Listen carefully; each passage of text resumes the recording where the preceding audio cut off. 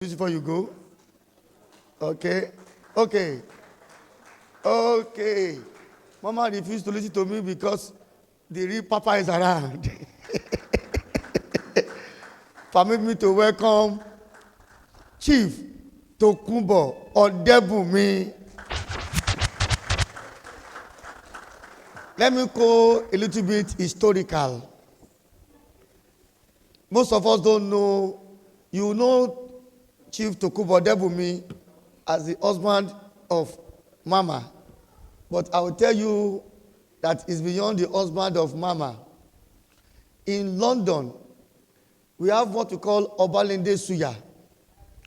And Chief Tokunbo Odebumi happens to be the founder, the one that established Obalende Suya in London. Londoners started eating suya like us in Lagos. And that suya became so popular. And you know, you can't sell suya in London without following food safety protocols, unless you are in trouble. From selling suya, listen very well, from selling suya, he came to Lagos.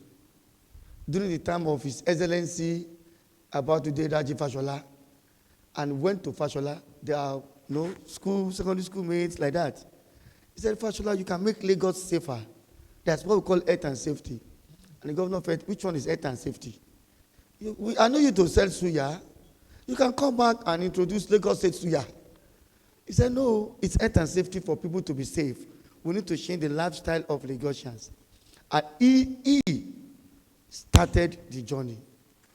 He started the journey for the establishment of Lagos State Safety Commission. History will never forget you. From selling suya to coming down here and establish. We appreciate you.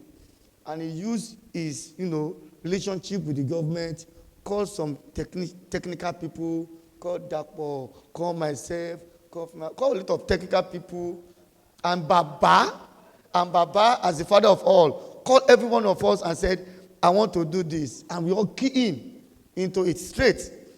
And we achieve it today.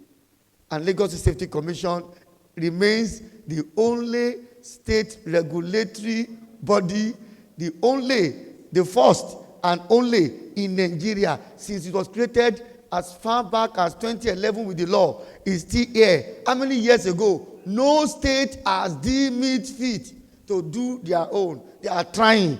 They will stop on the way. A round of applause for Lagos State Safety Commission. We must recognize that Lagos State, I'm not a politician, but Lagos State is being governed by those who have vision, at least for now.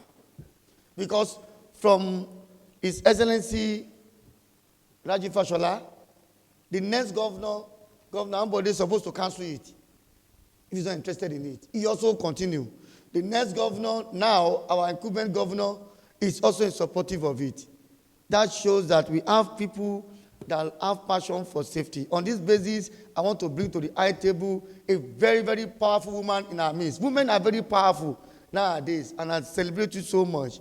And that is no other person other than Mrs. Jegede, of course, representative of the Director General, Lagos State Safety Commission. Let's clap for her, please. Sit on the high table. Feel free to sit with people. This is a very powerful woman. Event safety, you will see her. Food safety, you will see her. Madam Dominga, you have made women to be moving everywhere and controlling women. We are not angry. We love you. We want you to be in charge. Yes, we support SDG 5 for women. Women should be empowered. Safety Nakoko, I know you will say yes, so I know, ma. Because you don't joke with women. Thank you so much, our women, for all your understanding. We recognize the presence of our Safety Nakoko, former permanent secretary, Environment. Very powerful mama himself. Safety Nakoko, those who started Safety Commission with the pioneer DG, and they turned everything all and down. Women are extremely powerful. What thing I like about their names, the two women, when you call one Mrs. Dominga, look at it, Dominga Odebumi. When you call the second one Mrs. Belinda Odeneye. Today, my name is changed to Jaminda Badmos. I recognize the presence of Mrs. Ronke Belinda Odeneye. We celebrate you, ma. Former permanent secretary. They say she has retired, but she's not tired. That's 100%. She's always with us. We thank you, ma. The Governor General, there's only one Governor General in Nigeria.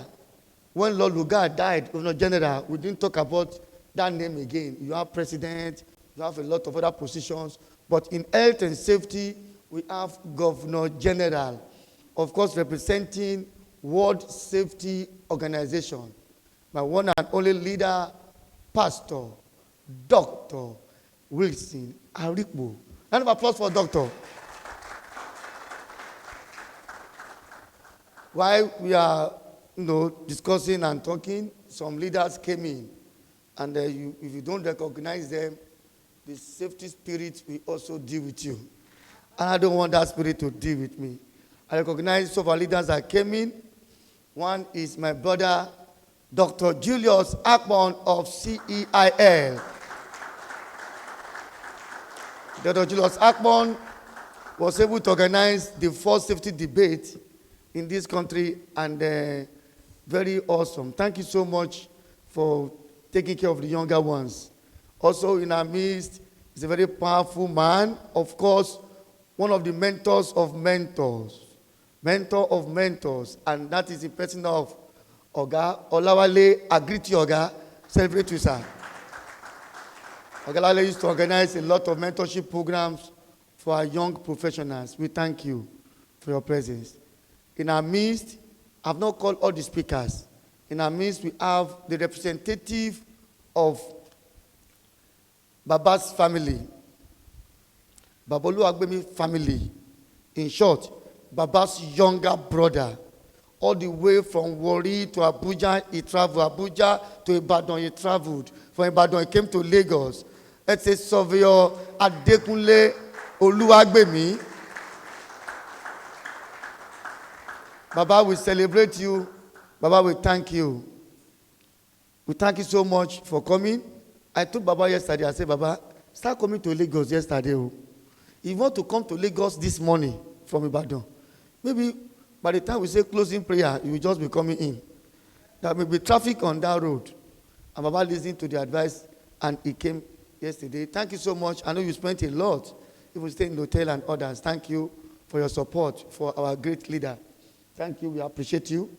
Mr. Zoom, can you move to the introduction part?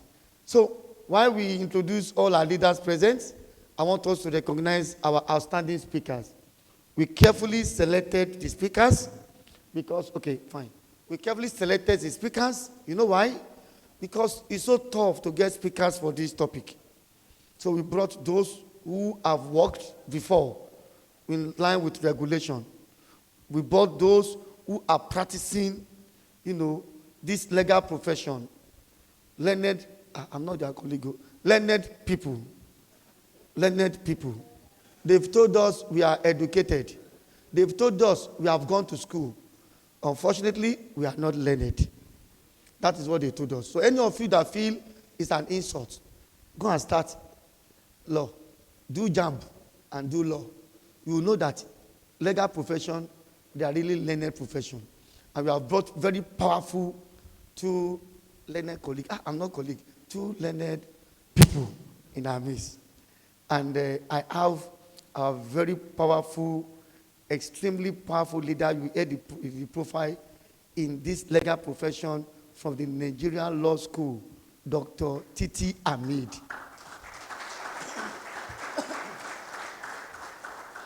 One thing is to be a lawyer, another is to understand occupational safety and health. Dr. Titi Hamid, she's an expert in health and safety. So she will do justice to this presented today. Also, in our midst is a very powerful lawyer. I always fear them because he can take us to court here. All of you go back to your house, I will go to court, and who knows whether it's going to the next jail they put me to. I'll call on the very powerful barrister from our OSEC volunteer, Barrister Atidoyi. I celebrate you. Please, let's clap for her, please. Atidoyi is a barrister. She's also a lawyer. I call her Auntie Doyi or Princess Doyi. So that if you call her only barrister, she may take me to court based on Constitution Section 2, Subsection 4, on calling of names by MC. In our midst, we have a very powerful leader from Occupational Safety and Health Association UK, a very powerful engineer, Engineer Olaolu Oguntuyi. Could you please come to the high table, sir?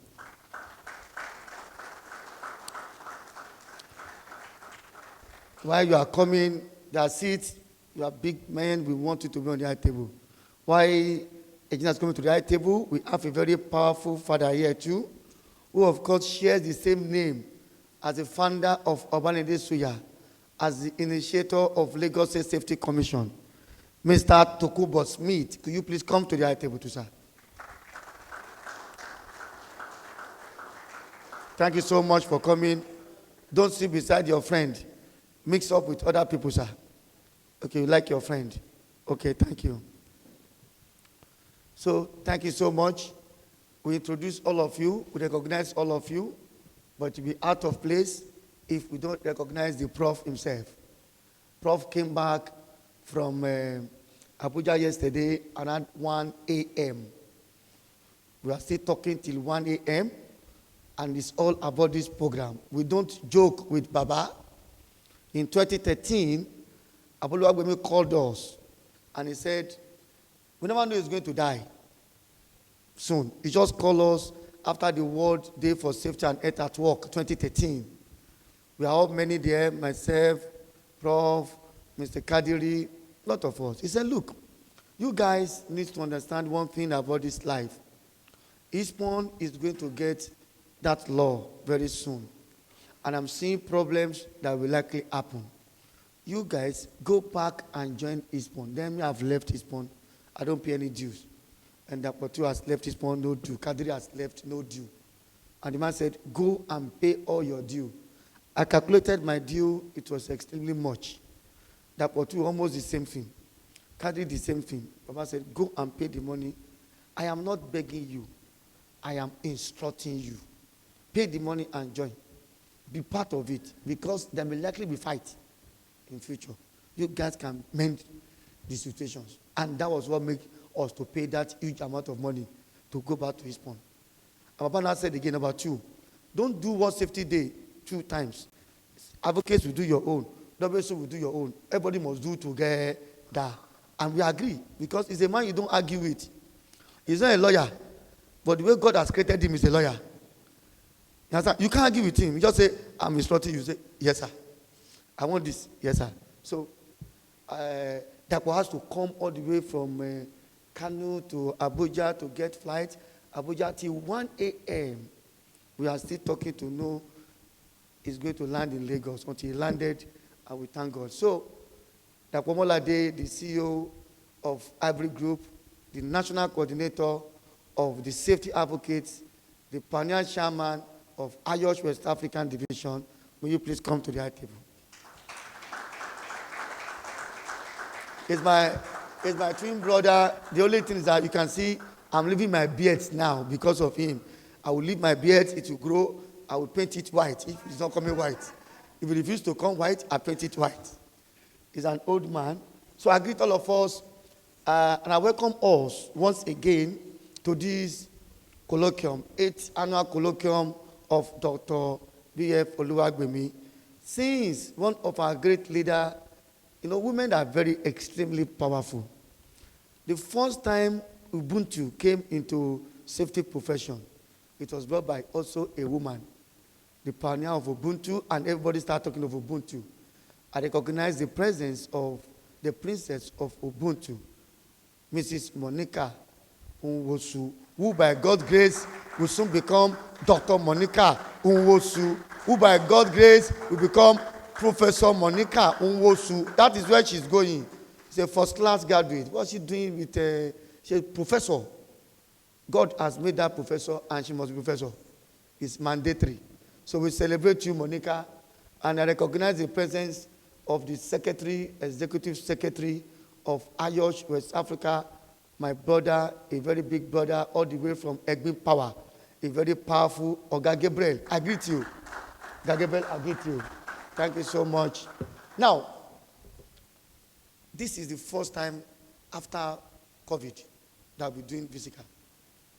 I must tell you, the main person behind the physical of this program, aside the safety advocates, the two main people that can kill us if we don't do physical, they are Mrs. Domingue Odebumi and Mrs. Belinda Odaneye. The two of them, they complain, we don't want online. Stop this, you're online. Physical. I say, Mama, let's manage. No management. All physical. Since let's give them an applause. We are here today, physical.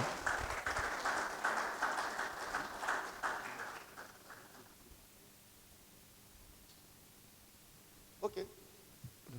Now, we thank you so much, and we are here physical. Today is our first physical after COVID. Let's remember COVID by standing up anywhere you are. Every one of us stand everywhere you are with due respect and humility. Greet yourself in different COVID way. Shame to COVID. Bye-bye to COVID. We are here. Use leg. Use anything. Use elbow greeting. Just, be happy. Be happy. Today is an happiness day. Be happy.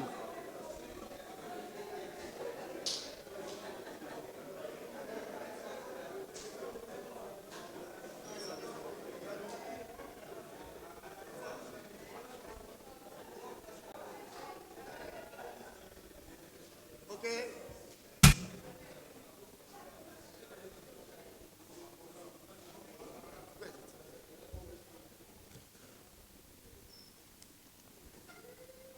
Our online participants, we will recognize you as we continue the presentations.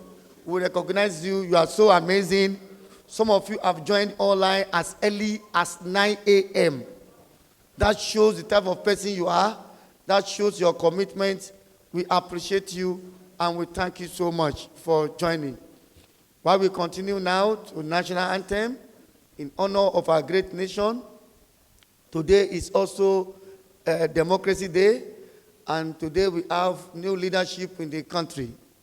May I inform us today that today, June 12th, was the day that the whole Nigerian came out to vote for Chief M.K. Abiola.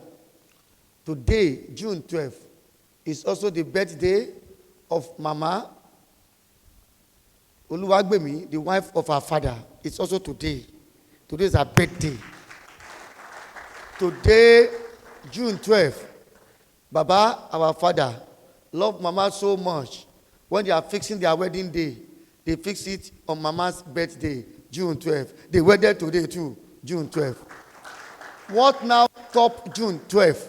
That June 12th cannot be cancelled in the memory of anybody in this world. Provided you are using wristwatch, you are proclaiming June 12th. Check your wristwatch. On top is 12. That is 12 slash. Down is 6 slash 6 slash. The two here are what? 9 and 3. 12 June 1993. The day can never go away. So far you read this watch.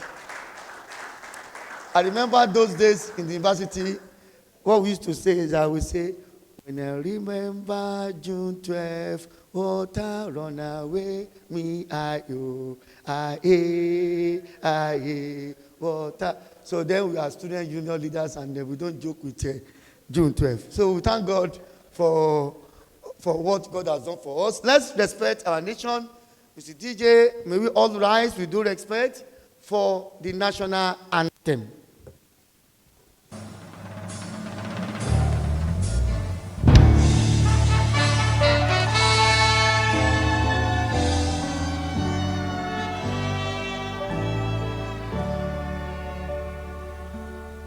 Arise, O compatriots, Nigeria's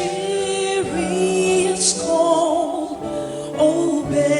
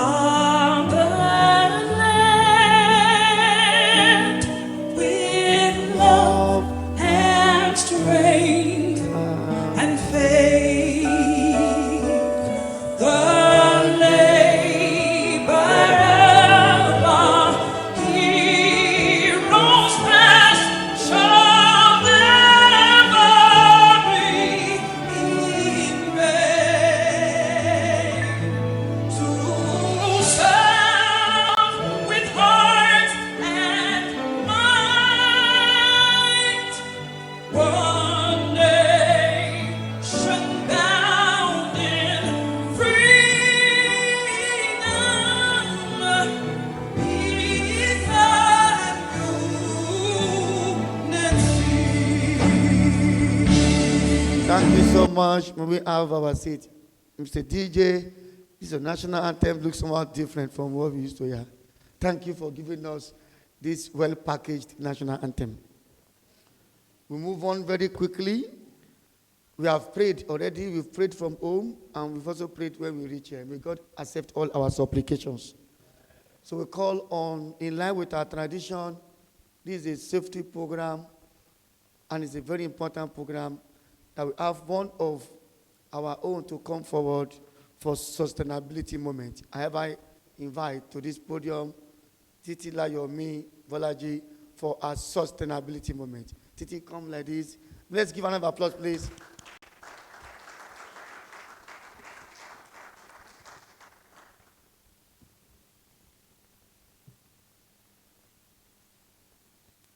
Good morning, everyone.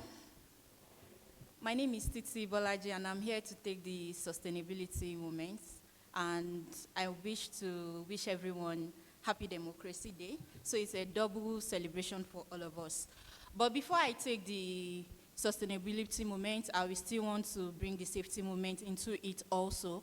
So as part of our tradition is that we get acquainted to the area wherever we find ourselves, so that we'll know the emergency procedure that is in place. For here, the main entry is still the main exit. So in an event of an emergency, which we don't hope for or pray for, we should take the back exit where we came in through.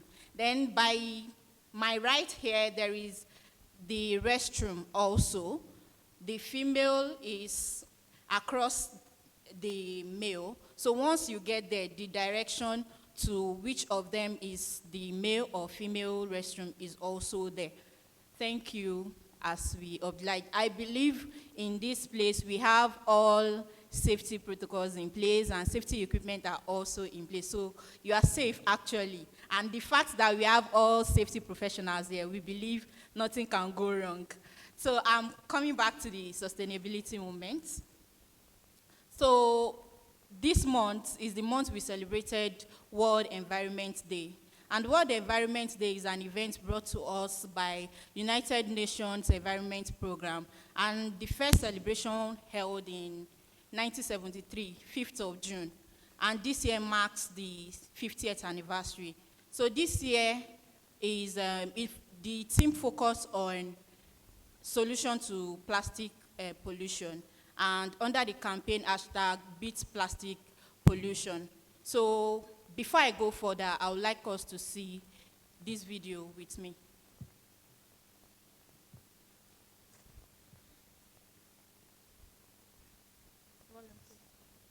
Sound.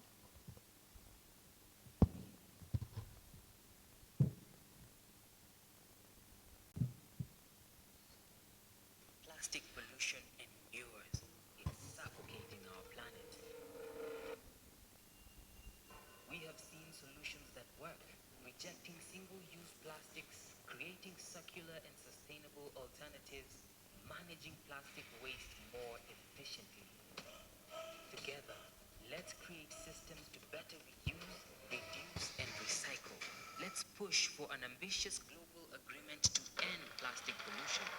Let's demand governments and businesses act, commit, and set new standards. Use your voice and your choice to beat plastic pollution. Let's do better. So please, now that the volume is okay, can we start all over so that people can get the information? Plastic has been a solution. It has given us convenience, affordability, utility. However, the durability of plastic is both its benefit and its curse. Plastic pollution endures. It's suffocating our planet. We have seen solutions that work, rejecting single-use plastics, creating circular and sustainable alternatives, managing plastic waste more efficiently. Together, let's create systems to better reuse, reduce, and recycle. Let's push for an ambitious global agreement to end plastic pollution. Let's demand governments and businesses act, commit, and Set new standards. Use your voice and your choice to beat plastic pollution. Let's do better. Thank you. So, like I mentioned before, that this year's focus on how to beat plastic pollution. So, it's been mentioned in the video that we can reduce, we can reuse, and recycle these waste. We have other R's in which we can help beat the plastic pollution. We can also refocus it. We can also return some of these waste. We have companies who come together to retain or to receive this packaging back to their company and recycle it. So let's work with the government. Let's work as individuals, even in our organization, to help beat plastic pollution. Thank you. Thank you. Let's beat plastic pollution. In your office, you use bottled water. It's fine, but it's possible you stop those bottled water, give your staff cups, nice cups to drink, and they have water dispenser. As small, as little as that you can do. So little. It's not, doesn't cost you money. And if you insist that you must use bottled water, then buy this jumbo pack, 3,000 naira, be putting your plastic bottled water, the plastic bottle used, they will come and pick it, you will not pay for anybody, take it, they will weigh it, start getting your values for your number of bottles you've submitted. It comes with money. There's nothing called waste. It's waste to wealth, trash to treasure. So let's start like that. Don't do big ones. Start small. We will surely achieve. I recognize the presence of our leaders, one of the top organizers of this program today, Mr. President himself of Quality and Management System Auditor Institute, Honorable Cletus Aibe. I celebrate you online. Thanks for being there with us. We also have a very powerful Ajosh leader, and that is the Princess of Safety. There are two people in safety, one Princess of Ubuntu, the other one Princess of Safety, and they have a similar characteristics. It's because both of them, their color is not like Nigeria. They are yellow, and that is Cynthia Ozobo. You know her, Princess Cynthia. When she comes in here now, and you off all the light, you will see through her. She's photoluminescent. You will see through her. So Cynthia, thank you for being there. Engineer Anefiok Etim, we celebrate you. Our big brother of sustainability, former head of HSC and MTN, Dr. Finally Mbata, we greet you. Of course, in our midst, online, virtual, we have the Dangote of safety. As Dangote control money, we also have Dangote of safety. And that is Oga James Adenuga, the group head of HSSC Dangote Group, is also online. And we have our big brother, Rewale Bakari, all the way from Uganda, also online. As we continue, we recognize those who are online. Thank you so much. We know, due to one reason or the other, some of you are not even in the country, and you still log in online. So we'll move to the next on the agenda, and that will be our welcome address. Welcome address will be given to us. Okay, it's a flight. Sorry, we've started the journey now. All the while, we are just taxiing, and but now we are in the flight.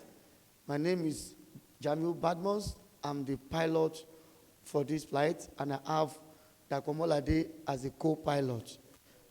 Our flight will take like 3 hours if there are no turbulence in the sky. We'll be flying 58,000 feet above sea level on Baba Oluwagbemi Flight 01, all the way to United Kingdom, all the way to Nigeria. Thank you very much. Let's call on the Executive Secretary of the Safety Advocates, one of our women leaders in the country, Ambassador Comfort Ekwe. She's also online. She'll speak to us from online. Ambassador Comfort, please, the mic is yours, online. Have you seen her online?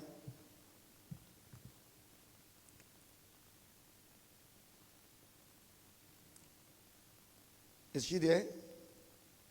Has she started to speak online? Okay. If she's not there online, she has started speaking. Okay. If she's not there online, I will call on one of the Baba's children to come online. So a very powerful Baba's child that is here with us, whether I like it or not, Baba's daughter, Mrs. Belinda or Deneye, please come to welcome all of us to this program of your father. Thank you so much and God bless you all.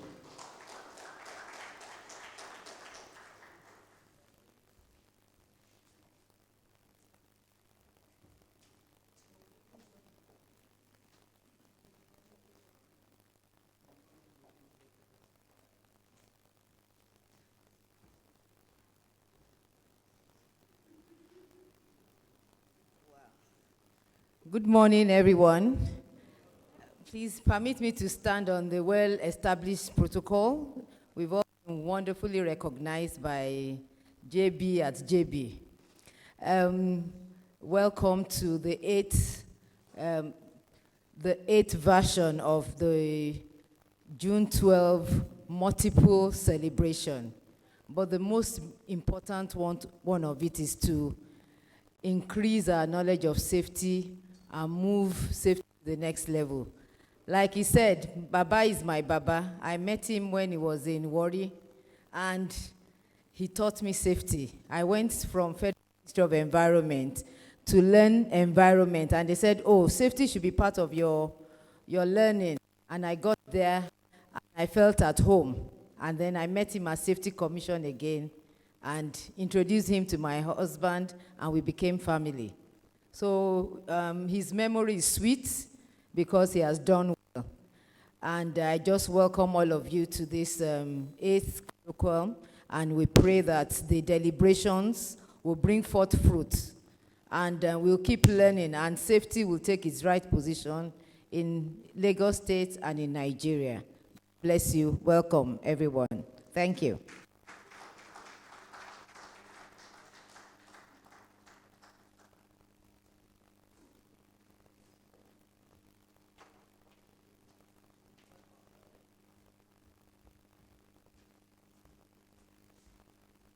Thank you so much.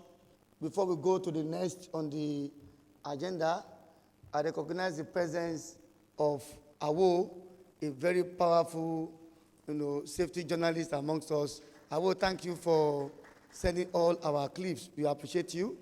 We also recognize the presence of the CEO, HSC Nations, AfriSafe, Mr. Femi Da Silva. Thank you so much for being here. You have been there always, and you are here. The governor of Sustainable People, Mr. Habib Salawuddin, the head of HSC for Bisedov. We recognize you and thank you for coming. And my very good brother at the back, if you like, you try to hide your face. Your cap has exposed you, and your beards have exposed you. So cut your beard and don't wear cap. We will not know you. While you lie, we recognize you, we celebrate you. Thank you so much for coming. And I've been advised and directed by our leaders that within 3 minutes, they want us to have a small networking section. 3 minutes, they want us to go to different tables, meet yourself, greet yourself. Those online, let's hear from you. Let's say, wow, let's say things going on for the next 3 minutes. That's the order from the above, from our leaders that are here. Let's meet ourselves. Let's speakers meet themselves. Let's people meet themselves, and we move on to the next, which means we have started fully. So go around, introduce yourself. Please, younger professionals, meet with all these leaders on this high table, collect their cards, engage with them. You are looking for a job, let them assist you. They are our leaders. Please go and meet people. Meet all those high table. Greet them. Look, maybe you're afraid to see them before. In this program, it's easy to meet people. Meet with them. Talk to them. Discuss with them. Every one of us, let's interact. This is just 5 minutes. Thank you.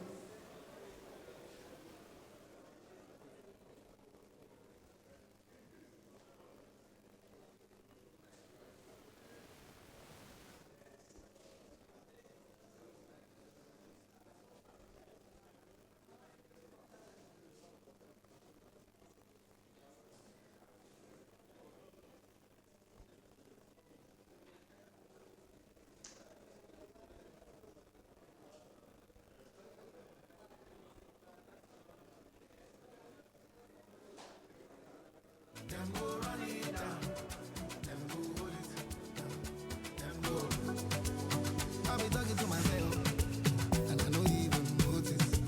She got me feeling like a zombie, and she dey shoot like Chuck Norris. The way she put her body down, you got me falling truly. I just touched down. When I see you now, subbing on the phone, calling you tonight. More music on trendybeats.com.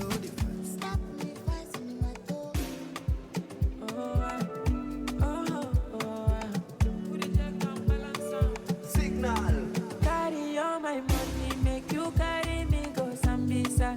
If I touch your body, make you touch under my short nigga. And girl, your love don't blind me. I could be like Papa Fryo. If I come in sachet, you go carry my embryo. Carry me go where I don't know. Pass my bololo, your body cool my pressure. Body cool my pressure. Carry me go where I don't know. Touch my tolos, your body cool my pressure. Body cool my pressure. Moima, you reset to my precinct. Girl, this your back in a asset. Come make you spend on my house rent. Say this your body in a project. Oh, oh, oh, Malicha. I want back a miss you. Carry calamity. Come to me, I want your be like I'm gonna. Maradona, see Maradona. She won't play me corner. She won't give me for my city. See Maradona, see Maradona. She won't play me corner. Give me for carry me go. Collect your money, collect your money. Wake up, collect your money, collect your money. trendybeats.com. Tera go get the moolah. Wake up, money go kala. Kala go yellow dilla. Don't walk, you don't try. You supposed to be jai. Kill up, come, you come, person, matter, person, we don't mind, boy. When I land softly on the sofa floor. So far, so good, Koni Bajo. Let me see you, oh, lo, let me see you, oh, lo, Bukao. Let me Bukao. Let me see you, the Buka. Oh, lo, let me see you, oh, lo, Bukao. Let me Bukao. Let me see you, the Buka. Oh, lo, let me see you, oh, lo, Bukao. Let me Bukao. Let me see you, the Buka. Oh, lo, let me see you, oh, lo, Bukao. Let me Bukao. Let me see you, the Buka. Wera, go get the dollar. Wake up. Kora, la odila. Don't walk, don't try. Supposed to be high. Kilo con uno chef. Shake it. You see what I'm More music on trendybeats.com. I know they want to see me fall, but I they stand it, I know they follow. Won't pay me up on Papa low. If you don't know, make you ask, I do go. Bedu the body, I be doing this, it don't do. Ibanuje o, ko ba se wa sodo wa. Whatever you do, hope say you dey make it happen. I don't get time for wahala, I dey give. I will, I'm on my way.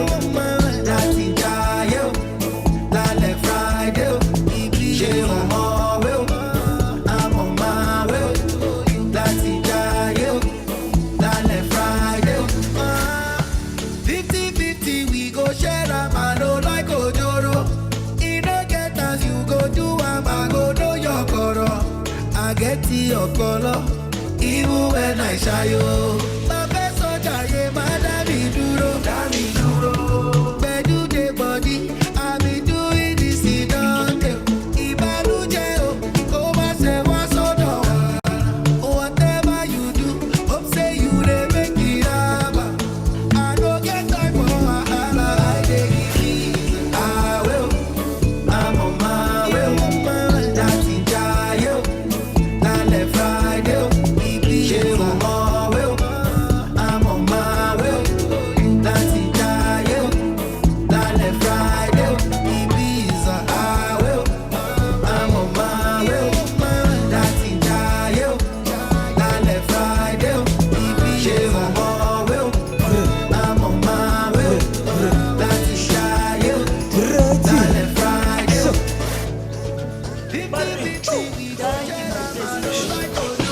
Bajagope, Bajagope, Bajagope, Fele Bajagope, yeah, Bajagope, Bajagope. More music on trendybeats.com. Bajagope, Bajagope, Bajagope, Bajagope, Bajagope, Bajagope, Bajagope, Bajagope, Bajagope. trendybeats.com.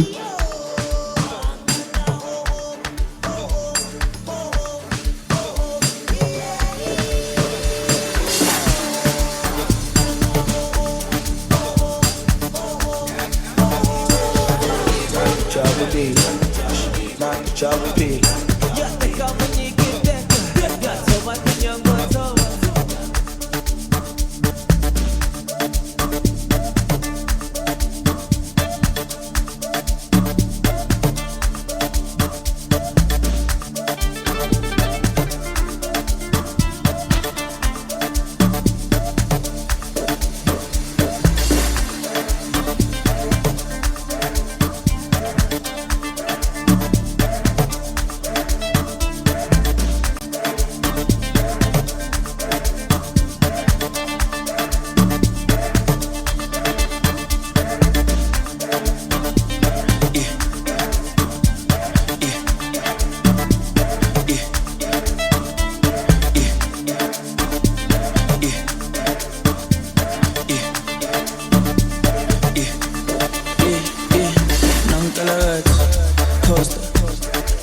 Like Fokker, yeah. Pull up in a beam, too much, too clean, young taller.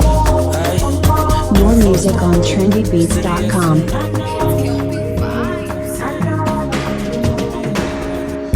I'm not moved by what I see. I know who I be. I just want my peace, make money, yeah. I go get everything I need in my own timing. Koni kojami, koni delay. Many people deny, Oluwa don't go sign. Can't believe this my life. Everything come align. They look at me so surprised. Somebody low don't buy. I know it's hurting your pride. Believe me, I don't mind. Party no they stop when we pop. Yeah, we are plenty spending like it's nothing. Party no they stop when we pop. Yeah, we are plenty spending like it's nothing. See me, I know they war free, cause Oluwa don't consign me. I know they put my foot, no consign me. Kinda slow, but I'm always on timing. Say my eyes don't see many things, see me up bad for time. If you see the hate, you need therapy. Move back to bad energy, yeah. I check, bad on the top, I wonder. If I spend mule na banga. Beware, I don't, I don't banga. I go get time for one. I don't want you to they waste my time. I don't wanna wait till it's all over. This life is a gift from the most high. That is why I'm thankful for all I have. Cause the fast life really ain't all that. So now I try to be pure of heart. No be like say I know this shit no man. I just get better in job. Waiting to see for this life plenty. I keep on for my belly. Roller coaster. People be like any roller coaster.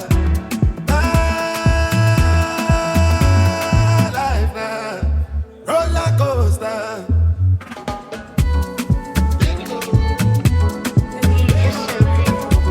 More music on trendybeats.com. The way you hold my waist, I like I see they go. Come down to save myself, but see I started it all. Guilty pleasures, I take part in those. Disconnect the internet, cause I'm feeling intellectual. I can't tell you're feeling the pressure. I can't tell you're feeling the tension. You move your legs like this and that. You can't drive away depression. I can't tell your skill is precious. You can't change the whole direction. You move your legs like this and that. You can't drive away depression. Go my ways, go my ways, go my ways. I like I see they go. Baby, I like I see they go. Go my ways, go my ways, go my ways. I like I see they go. Baby,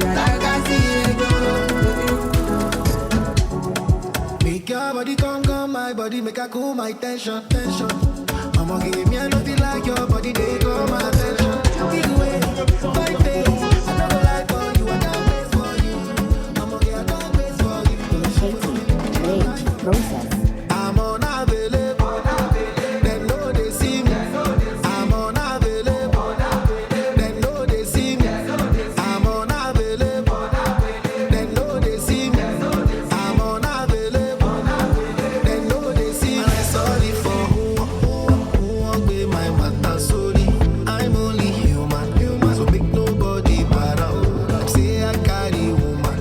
She na man way I for carry. Fuck all the rumors. I be dead when I talk say I be pastor. If you know you it can walk. If it's not I got no. Go only go. Day your day me a day for the day. Girl I'm unavailable. I'm unavailable. They know they see me. I'm unavailable. They know they see me. I'm unavailable. They know they see me. I'm unavailable.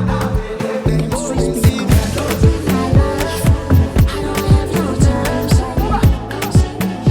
More music on trendybeats.com.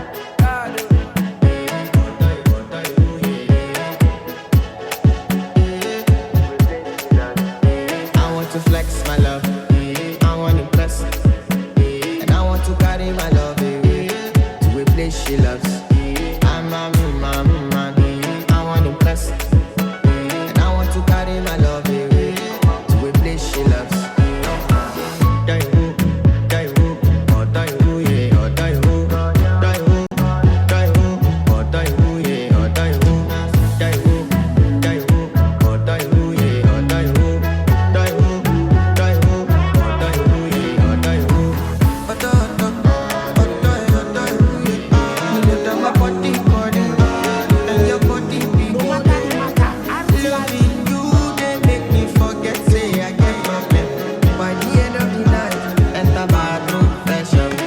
Suffer for work, enjoy for heaven.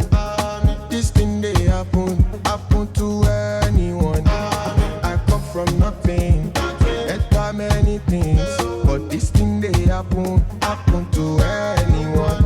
Yeah. I live the life that I love the life that I live. Tomorrow's not promised, but I'll keep the things that I need. Love is in the air, wear face mask. No matter the matter, I'll be rich till I die.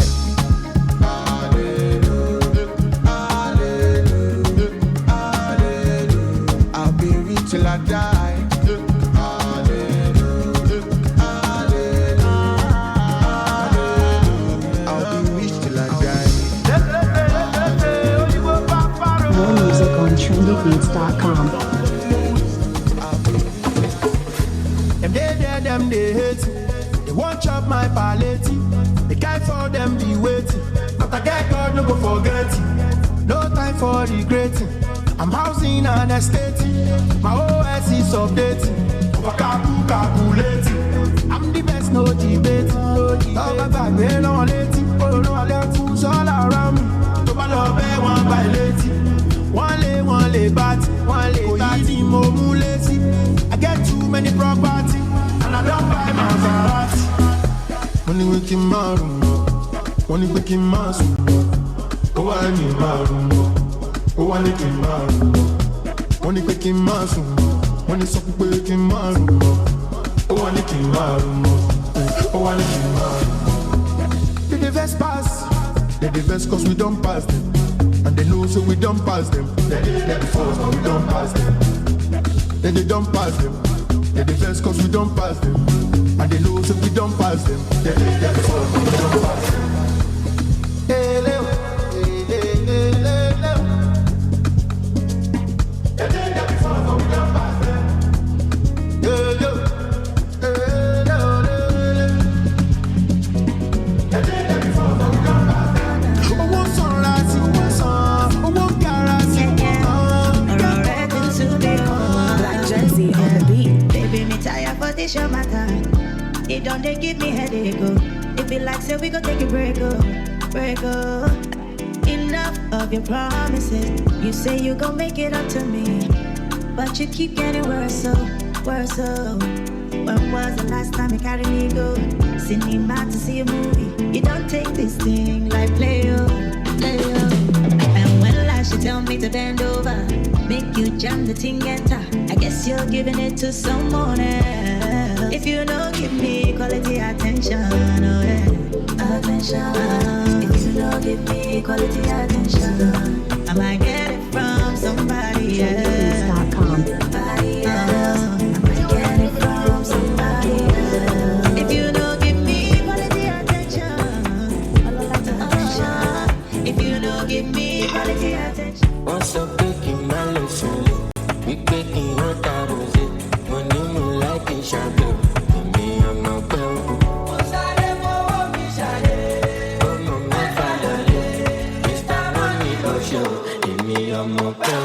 I can shout, you dele party, when I show, for your party, them go.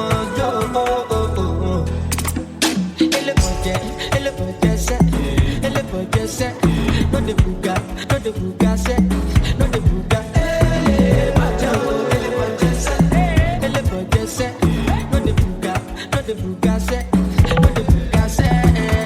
What's up, taking my lesson? We taking what I was. When you like a shadow, me, I'm not well. What's I for me, shine? Come on, I love it, darling, never, ballin', forever.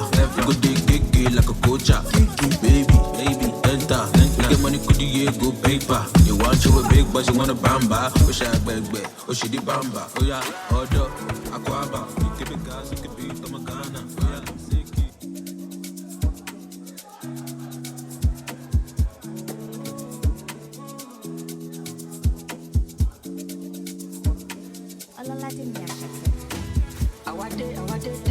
I no motor shot you seke, yeah. Only my lady go me dey fair. Chicken, ẹsẹ̀ mi délẹ̀. Alaye mi stop ṣùgbẹ́.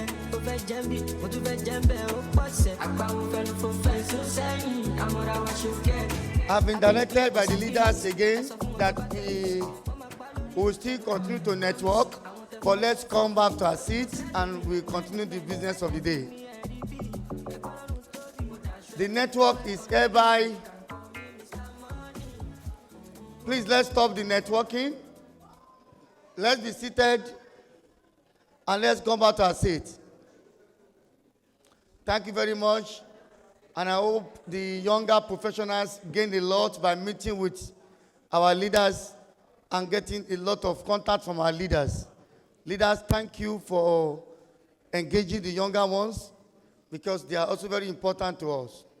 May we all be seated with due respect and humility as we continue our presentation for the day. So the next, okay. Those at the back, can we all move forward? If you are at the back, please move forward. The way you want your blessing to be closer to God, move forward to get your blessing. But if you think back is where your blessing is, and we are starting blessing from forward, somebody went to a party one day, they distributed the first part of the food, they didn't give the guy. Second part of the food, they didn't give him, he sat at the back. By the time it was his turn, they started distributing toothpicks from the back. So he collected toothpick without having any food. So please come forward. Thank you so much. Now, we'll quickly move to a very important session before our DG will speak, and then we'll start our first presentation. And this session is a very emotional one.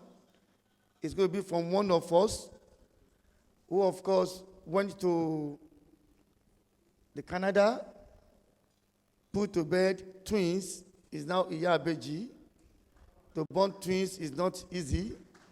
She gave birth to twins, and she's one of the children of Baba, biological daughter of Baba. And she has also been part of us, and she's still part of us in all our safety group. When Baba left this world, she started coordinating OSEC. That's what Baba started before Baba left this world. And she has been doing amazing job. With the support from Barrister Donyi, they have been doing amazing job for those who have issues with their organizations. I have the honor and privilege. She's online all the way from Canada. My very good sister, I usually call her Senior Advocate of Safety, SAS. We can give that one to ourselves. If SAN has protocols, Senior Advocate of Safety, yes, we can give that one. So, Barrister Oluwagbemi Omeke, hope you are set to speak with us. Your face still look as if Yes, you are in I'm Nigeria. set. Are you sure you are in Canada? It looks as if you are in Yeah, I'm in Nigeria. Canada. Thank you so much. Please, let's give another applause. Please, let's clap for her. Let's welcome I'm in her. Canada. I'm in Thank you, Nigeria in Bumi. spirit.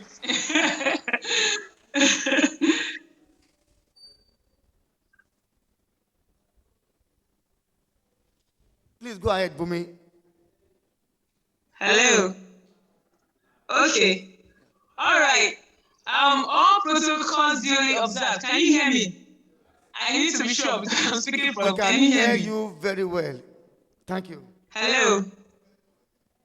We can hear you. Please tell her from this link that we can hear her.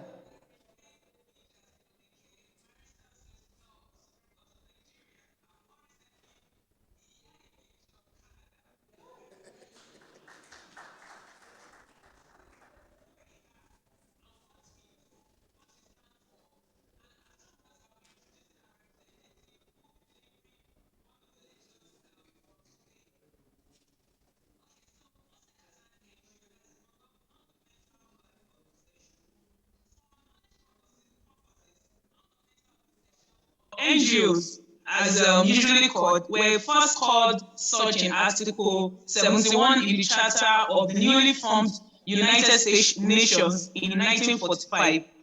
While NGOs have no fixed or formal definition, they are generally defined as non-profit entities independent of government influence, although they may receive government funding. If you have one available for us.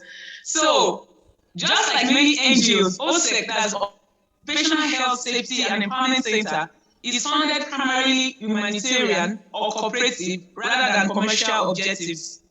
Our mandate is to promote the public interest and serve the public good rather than to make a profit or advance the interests of a narrow group of individuals. Our independence enables us to monitor government performance and advocate for improvements. What we do at OSEC. With Nigeria's population booming and at or above 150 million, and over 50% engaged in one form of income generating activity or the other, economic activities were never higher than today. However, with poor awareness and literacy level in occupational health and safety in Nigeria, accident becomes even more prevalent. For example, less than 5% of the population is unaware of, is only aware of the existing workers' compensation laws, as reviewed by a recent survey by the Nigerian Institute of Safety Professionals. These Nigerians bear the brunt of our collective ignorance. To this end, the Occupational Health Safety and Empowerment Center was founded by my late father, Dr. Bamishayo Francis Oluwagbemi, whose legacy we celebrate today to provide information, training, and counsel.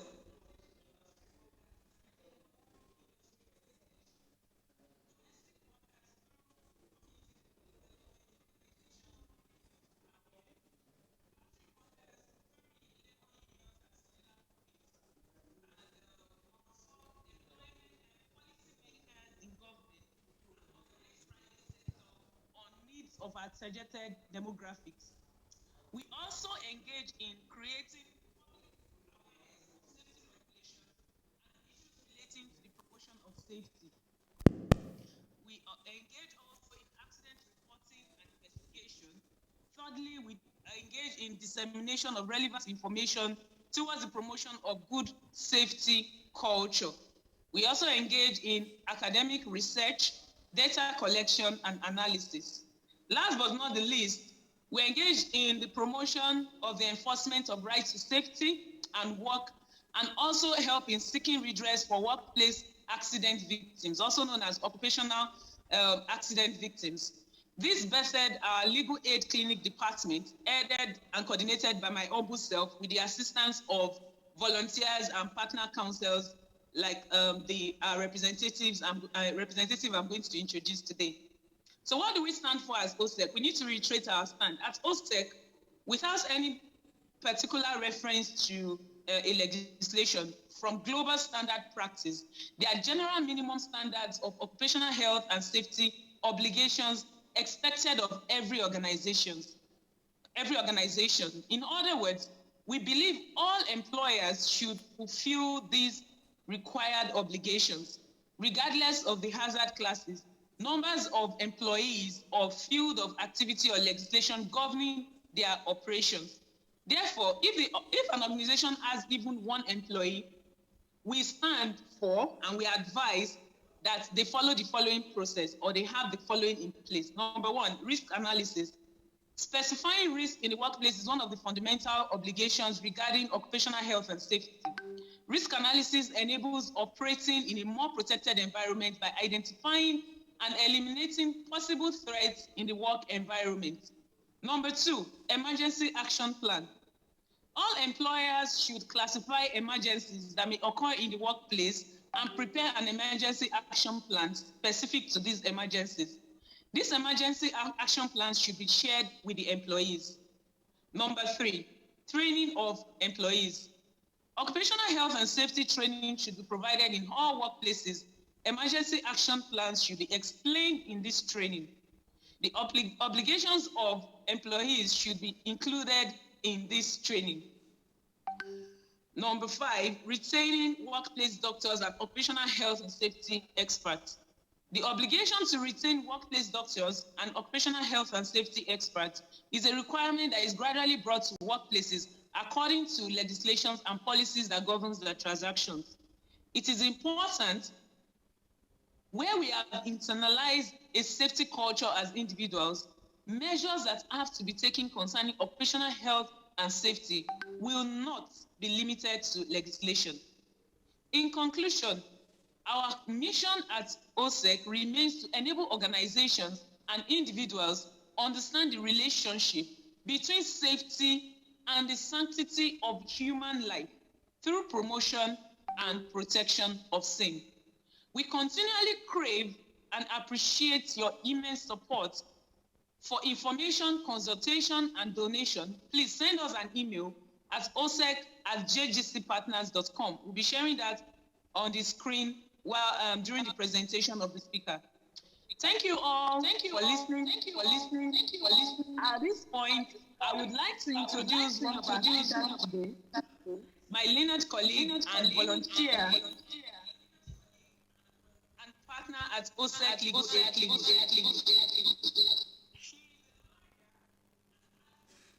Over 15 years experience in civil litigation, especially relating and benefit. My distinguished members of the high table, I don't know if we have any important guest speakers, great ladies and gentlemen, kindly oblige me with your deserving ovation as I welcome Barrister Adedoyin Ogunyipe to speak to us on building a safer workplace, the road to enforcement. You have no power, despite you are a lawyer. You have no power today. I'm in charge as a moderator. When it comes to when to introduce Barrister Adedoyin, I will do that accordingly. But this is what you told me. Okay, thank but you. But you don't mind that lawyer in Canada. The Yabeji in Canada. Now, thank you so much. Thank you so much, my wonderful, beautiful sister. No one will know that you are Yabeji. Some people can still talk to you on the road that, waiting day, how are you, baby girl? Because you look like normal women that we know. Thank you so much. Yeah. Yes. Barrister Adedoyin is a very powerful speaker. And when we get to the time, we will introduce her and bring her up. Very amazing woman. We appreciate you for supporting OSEC. We appreciate you for all you do. We in safety profession, we appreciate you. You see, they are all educated. They all go to school, but they are not learned, except those who are lawyers among us here. I was in a program one day, and a young boy was the presenter. That was the boy that made me to go and do diploma in law. Young boy. He finished presentation. He was talking. I love his presentation. But when he now got to the end, he now used that statement that a lot of you are educated. A lot of you have gone to school. But the truth is, you are not learned. Thank you very much, and God bless you. And he left. We are not learned. That is what so. So I called him. He said, you are not. I'm a lawyer, you are not. I didn't want to go back to do jump. I will likely fail law. So I just saw one United Nations course, International Diploma in Environmental Law, 1 year course. I just entered. I do am. I saw that boy another day. I said, I'm a small lawyer, a baby lawyer. I didn't go to law school. So thank you so much, Barrister Bumi. We appreciate what you do. Oh, Mama is with you there. You're welcome. Is Mama there with you there? Yeah, she woke up shortly. You know, it's still 5. We are just approaching the morning in Canada. It's 5:21. 5:21. So she's back to bed now, but she would join us as we proceed. I would have said we just say hi to Mama. Thank you very much. Very good. Mama has gone to assist her with the twins. The only difference is that when the twins are crying, what the twins will eat, Mama cannot give them. Abi, thank you, Bumi. So technology has improved. Let's not talk about that. Okay. What the twins we eat is with them. Yes, thank you, Bumi. We move straight to the speech from our great leader, the very amazing leader. I always say it. Lagos State Safety Commission is usually blessed with leaders. Leaders, those who have passion for the profession. And we thank all of you. From the pioneer, Mama herself, that set up the pace. If she has not set up the pace very well, we know where we are today. It's when you set up a pace, the standard, everybody start working towards, you start driving hard. And I think she's the only woman that has headed that position before. It has been, man.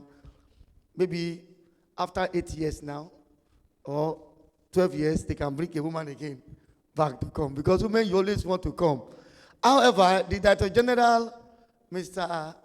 Larry Mojola, this particular program, he contributed, not Safety Commission now, Safety Commission contributed on their own. He also now contributed very, very big individually. It dropped. If I tell you what it dropped now, a lot of you will start blocking him on the road. That must drop for you too. The technical advisor of Lagos State Safety Commission, Honorable Jobi, it will drop. B. All the Safety Commission people that are in the group, they drop. B. Individual. Let's give Lagos Safety Commission a round of applause. They've done well. And the DG has a very serious meeting today in Abuja. And he said, since I'm a DG and I'm a man, and I respect SDG 5, I love women to be empowered.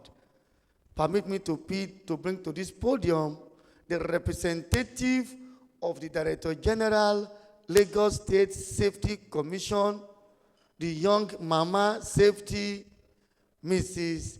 Jegede. Have applause for her, please.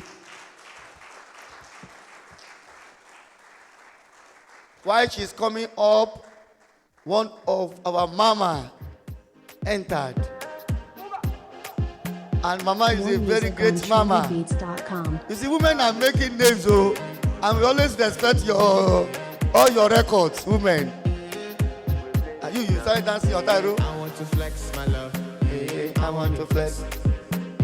I want to flex my love, baby. To a place she loves. Okay, before you present, sorry, stay. I want to flex my love, Look, as you are, having the program, our very great mama, the first woman again, Princess of Butu, woman.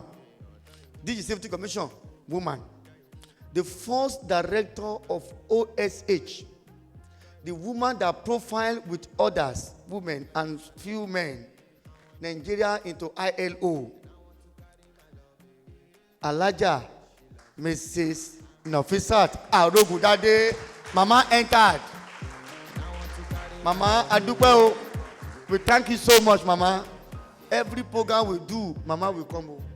When she was in US, she will log in. This is what they call mother.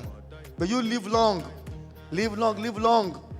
Because we respect you so much in this industry. And you have done so much for all of us. May God continue to strengthen you. May He continue to honor you. We are small boys. I will bring Mama to come to the program and she will come. Thank you so much. My DG representative. Engineer Jamiu, thank you very much, sir. I've told you when I grow up, I want to be like you. And I pray that my wishes will be granted in Jesus' name. Good morning, everybody. My name is Oluwagbemi Jegede. I actually share a name with Baba's daughter, and I'm proud to be a Ibumi. The DG is unavoidably absent, and he sent his sincere apologies. He has to be in Abuja, but I'll be doing his keynote address. Before I continue, I want to appreciate my pioneer DG, Mama Odebumi. God bless you, Ma. Thank you for the initiative. So I stand on all existing protocol, and I deliver the keynote address of the Director General, CEO, Lagos State Safety Commission, on the occasion of the 8th Dr. B.F. Oluwagbemi Annual Colloquium. I'll read. Good morning, everyone. I would like to start by thanking the organizer for inviting me to give the keynote address of the 8th edition of the Dr. B.F. Oluwagbemi Colloquium themed Redefining Safety Culture, Institutional and Legal Approach for a Safer Workplace.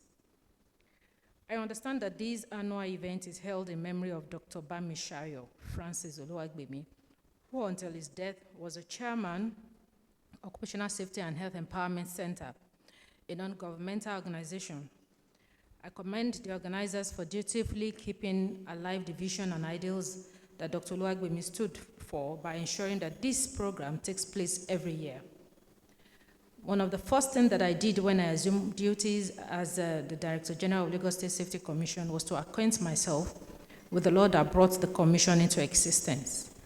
This is because of my firm belief that my understanding of its provisions was imperative to developing strategies that will enable me effectively and efficiently carry out my duties of ensuring a safer and healthier Lagos for us all.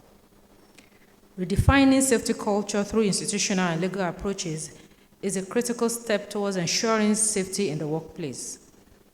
It is important to know that that safety culture is not just about compliance with regulations, but also involves creating an environment where employees are encouraged to report unsafe conditions and near misses without fear of retaliation. Institutional approaches involve creating policies and procedures that promote safety in the workplace. This includes creating a safety committee that is responsible for identifying potential hazards and developing strategies to mitigate them. It also involves regular training of employees on how to identify hazards and how to respond in case of an emergency. Employers should understand that building safety relationships where employees believe that they can have honest conversation when safety issues arise and for purposes of feedback contribute to ensuring that safety becomes an integral part of every daily activities in the organization. Furthermore, the focus should be placed on changes that should be made when accidents occur in order to prevent the occurrence of such incidents.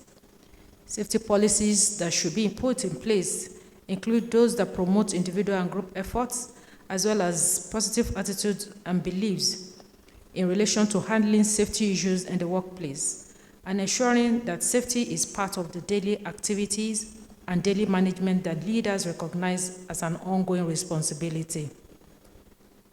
Organizations should also adopt approaches to safety that think about incidents before they occur, rather than reacting to work-related accidents. Safety should be seen as a core value that results in positive outcomes, such as increased productivity, improved workers' morale, and greater employee engagement. Legal approaches involve creating laws and regulations that promote safety in the workplace. This includes creating laws that require employers to provide a safe working environment for their employees. It also involves creating laws that hold employers accountable for any injury or illnesses that occur as a result of unsafe working conditions. The International Labour Organization, ILO, has established safety and health at work as a primary international labor standard and as one of the basic legal principles within labor relations. The ILO further recognizes that safety and health at work should prioritize the physical, mental, social welfare of all workers, and ensuring that working positions are adapted to protect employees from risks and dangers detrimental to their safety, health, and well-being. Member nations of the global organization, including Nigeria, have domesticated several ILO standards, conventions, codes of practice, and instruments on occupational safety and health. A key highlight of this ILO convention is the recognition of the right to safety and health at work as a fundamental work right. The ILO Convention number 155 on occupational safety and health, occupational safety, health, and working environment was ratified by the federal government of Nigeria in 1994. Furthermore, Article 17.3c of the 1999 Constitution, as amended, gives the federal government powers to ensure and protect the health, safety, and welfare of all employees. However, there's a need to streamline, update, and realign our national OSH laws, safety regulations, and codes of practice in line with global best practice.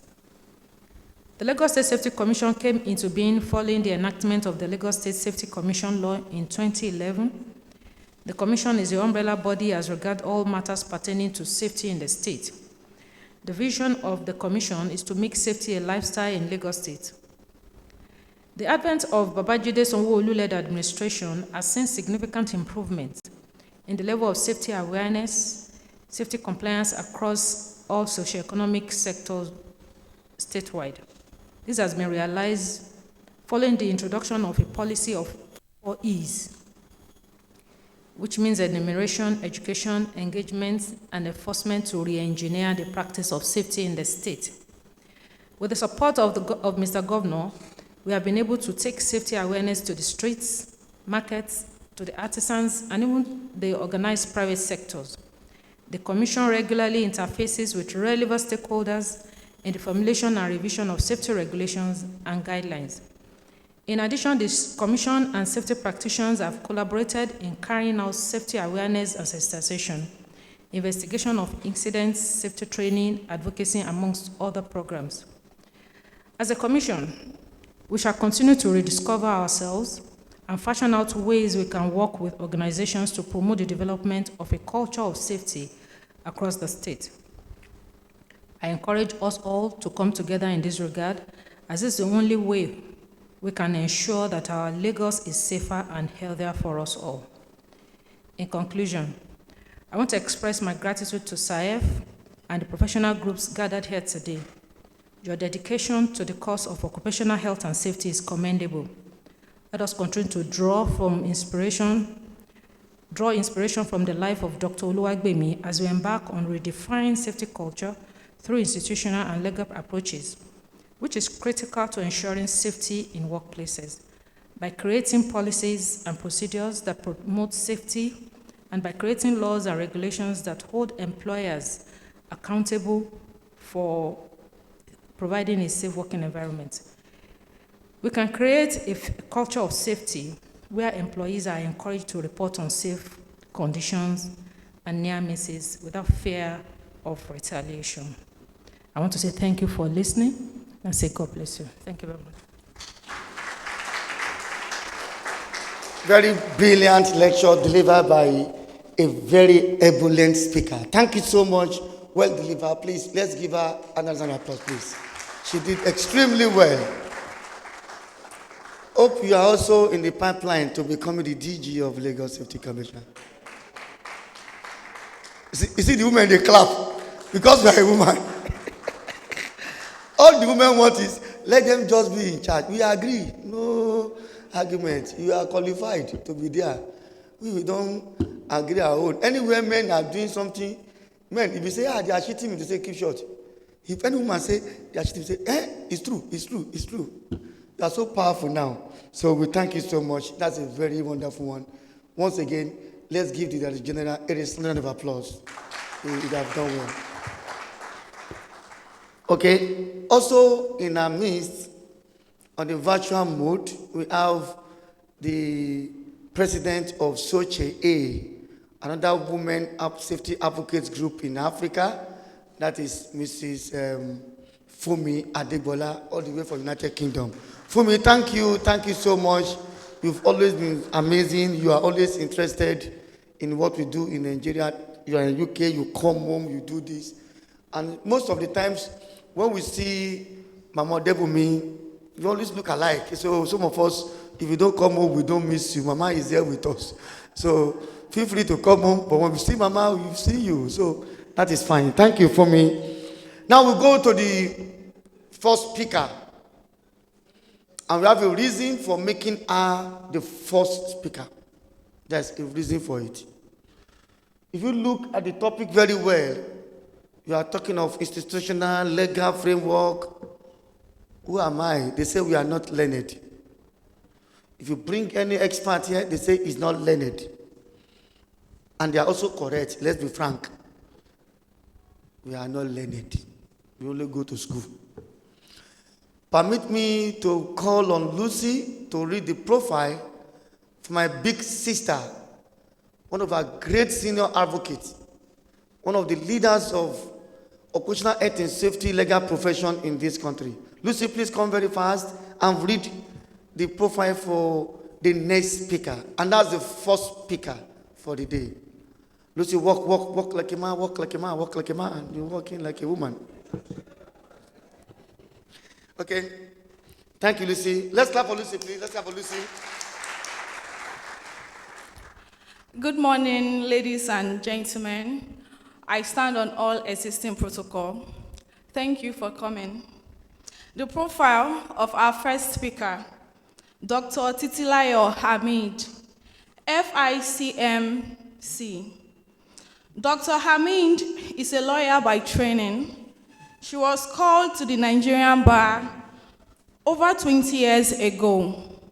She commenced her career with the Council of Legal Education in 2005 as an assistant lecturer. Dr. Amin's interest in occupational safety and health started in 2003 when she researched the topic of legislating corporate manslaughter in the United Kingdom. The initial interest stemmed into this urge to further understanding the subject when she took up her PhD research on the role of Nigerian courts in addressing challenges posed to workers as regards occupational safety and health at work.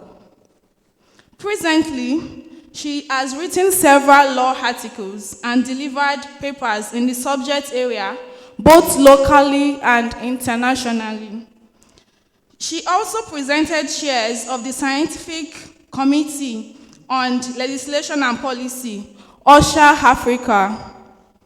Dr. Hamid is currently a director of academics at the Nigerian Law School, a vocational institution for the training of aspirants to the Nigerian bar, where she teaches property law practice as well as professional ethics and skills for lawyers. She is an associate of the Standing Committee of Mediation Advocates, ASCMA, and a fellow of the Institute of Chartered Mediators and Counselors, FICMC. She is happily married with children. Let us welcome our first speaker. Can we give her a standing ovation to bring her to this high podium? We love you. We are passionate about you. We love what you have done so far. Thank you so much, man. Thank you, audience.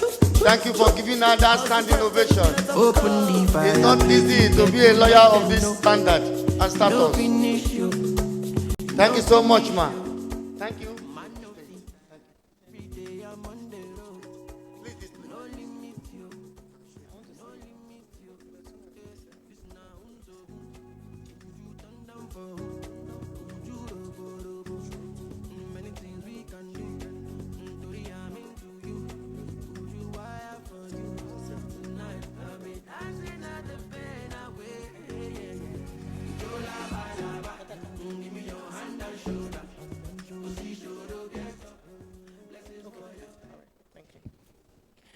Good afternoon, everyone.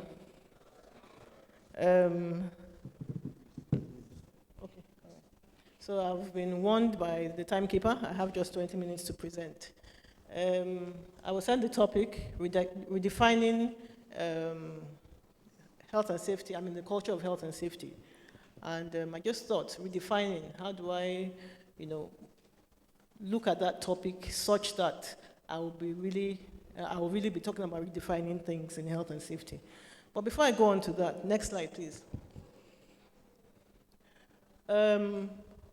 This colloquium was put together by the organizers. We thank them for doing that.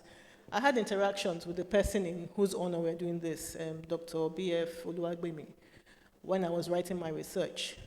I went on Google, and there was hardly anything about health and safety in Nigeria that I could find. But luckily, his name came up, and I tried to contact him. LinkedIn, he responded, encouraged me, and then gave me his materials. At the time, he had written 2 textbooks, which I used. Then again, I attended the WASHEC conference of 2016, and I was privileged to be presenting a paper in that conference, and he was there again. But the session had taken so long during the day, I was one of the last speakers, that I had barely 10 minutes to present, and I had to present, and I presented. So the kind of thing I was talking about, there was a lot to be discussed, but because of the time limit, I couldn't do much. So I came back to sit down, and Dr. Oluwagbemi was sitting beside me, and he was like, oh, you didn't talk about this, you didn't talk about that, you should have said this, you should have. And I just looked, 10 minutes, 10 minutes to 7, people wanted to go home, but it just shows the kind of passion that the man had for health and safety, and I'm very grateful to him. And to you, the organizers, I salute you. You have put up a good job. Next slide, please. So back to the topic, I'm looking at health and safety, looking at putting in something that is actually meant to be there, but people just somehow ignore. So I've said health and safety is definitely a familiar territory, and it is far-reaching. There's so much to be covered on health and safety. Next slide, please. So we've done very good for ourselves. We've done well for ourselves. When you look at the safety professionals, everybody that has been introduced here today, we find ourselves, we can compete with developed countries where you put us to stand by them. The impact of social media, we can't downplay it. I belong to about at least 5 or 6 groups that is all health and safety. But where do we stand? There are global advancements. The ILO just came in and said health and safety should be a fundamental right. Where are we in Nigeria? Are we even close to attaining, is the right to life even a fundamental right? Talk less of making health and safety a fundamental right. So these are the issues that we have. Next slide, please. So I said, when you take the subject of health and safety seriously, every other thing will fall into place. Your labor force, it will turn the face of your country around. It has the ability to make or mar the economy, and all these things are predicated on good health and safety practices. It will stand to benefit the government. Your health and safety standards are there. People know they will not come in here and be killed or be injured through health and safety hazards. Of course, people will come in and invest in your country. And of all resources, of course, the human resources is the highest of any resource that you can find. So in other words, it's very important that we take health and safety seriously. Next slide, please. So what are the issues? We have, I've asked, government sufficiently equipped? Does the government have sufficient legislation or laws? We have a plethora, we have so many, starting from our local laws, the Factories Act, looking at ILO guidelines and other things like that. We have a lot that we can rely on.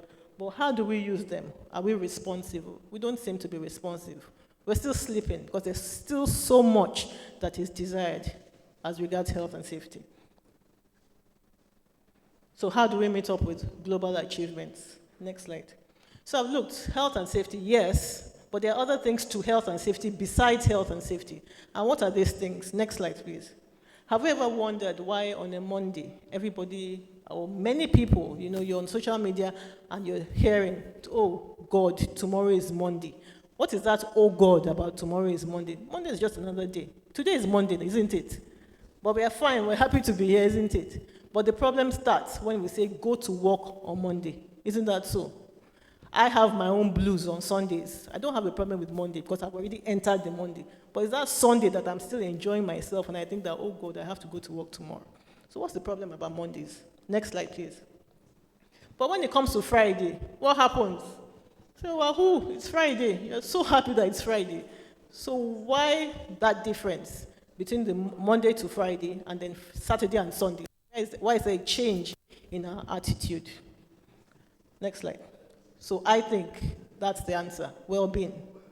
Well-being, and that's why I said we're adding well-being to the mix in the discussion. We talk about health, we talk about safety. What about well-being? The representative of the DG came and said, she said health, safety, well-being at some point. But well-being, are we really paying attention to the well-being part of it? Next slide.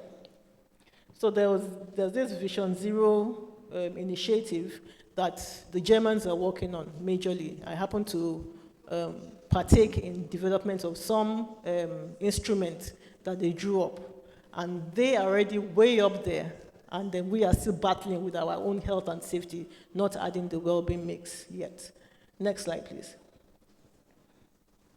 So, like we know, the function of the ILO, one of the things that it does for us is to look at what we do in terms of health and safety so as to prevent accidents, deaths, and disease while you're at the workplace. So it's occupational health and safety. But also looking at it, thank you very much. But also looking at it, you have occupational health and safety, OSH. You also have occupational health. So under your occupational health, that's where we talk about the aspect of well-being.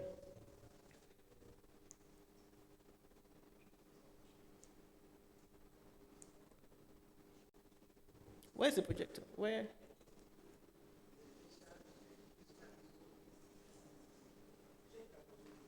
am I pointing the pointer at? Okay, all right, it's changed, yeah. Right.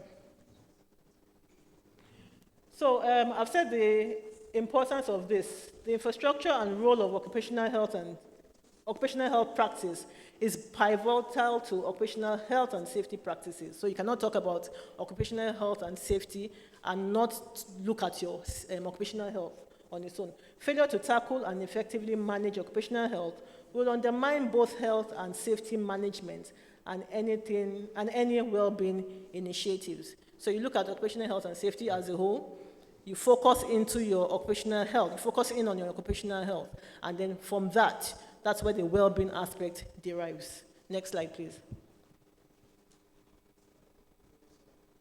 So obviously, occupational health is a concern for us, for all. It's not only left for we professionals to do, whatever chance you get to make a difference to whoever is that comes, that you come about, you should be preaching occupational health because everybody together will make that desired change. Next slide, please. So we're talking about well-being, and I've said it is hinged on occupational health. What is health? Health is just that I'm okay, I'm fine, okay? I'm not impeded by any kind of ailment, so I'm good to go, okay? But the ILO looks at it quite differently. It says it's not only about you being fine. So in other words, maybe because I had malaria 2 weeks ago, and today my temperature has come down, I don't have the headaches anymore, and I'm fine. No, it goes beyond that. It is your physical, your mental, and your, what's the other one? Physical, mental, and social well-being is all encompassing.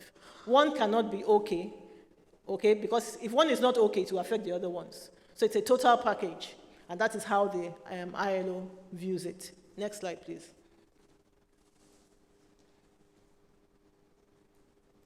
Yes. So what is well-being all about again? I've tried to depict it in that diagram. So that is you in the center. Your mind must be fine. Your body must be fine.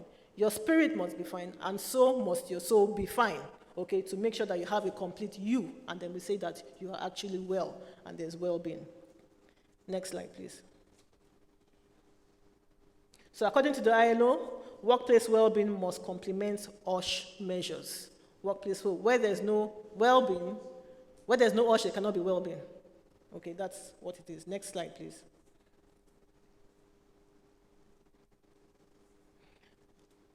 So whose work is it? It's the job, it's the work of the individual, the job environment, as well as the organization in which, the organization that surrounds or that marks the job environment. Sorry, what connection has failed here?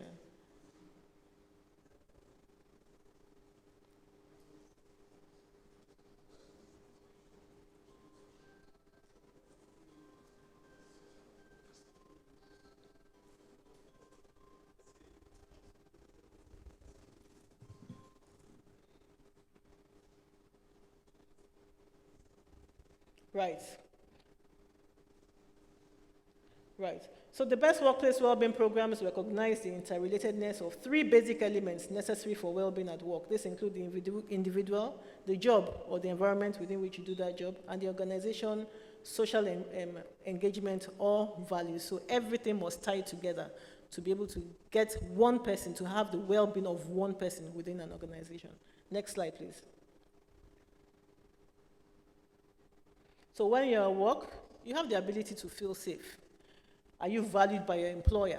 That goes a long way. So you come to work, you're not looking like the Monday morning person. You're all interested in doing some work and having output at the end of that work. And then the supportive community, the community as a whole, are you okay being within that workspace? Okay, does it all go to your mental, to your social and physical well-being? So studies have shown that there's a direct link between productivity levels and general health and well-being of the workforce.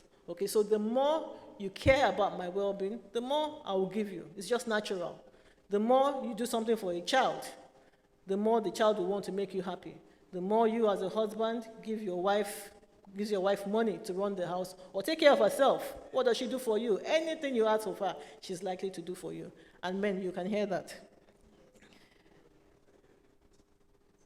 Right. So what are the things that majorly affect well-being? It's usually work stress. The previous slide, please. It's usually work stress. Okay, and what is work stress? It's a mismatch between individual needs and workplace demands. My employer has given me so much work and has given me little time to fulfill that job. Then it becomes a problem. It becomes stress. You say you're burnt out. Okay, because the work that you're being asked to do goes over and beyond what you as a human being can accommodate. And of course, it affects your well-being. Next slide.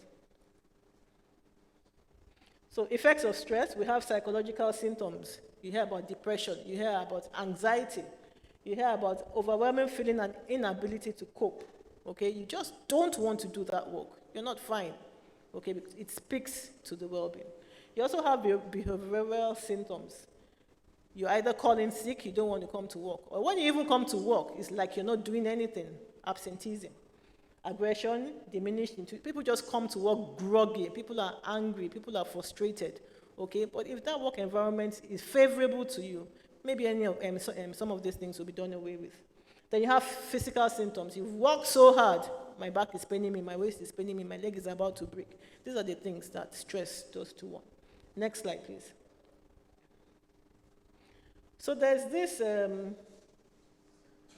theory on motivation, propounded by Abraham Maslow. So he said, if you get the things at the bottom of that pyramid right, so that's psychological and safety. So psychological will be that you have good shelter, you have a shelter, you have food to eat, you have the basic things taken care of. Every other thing will be easy to achieve.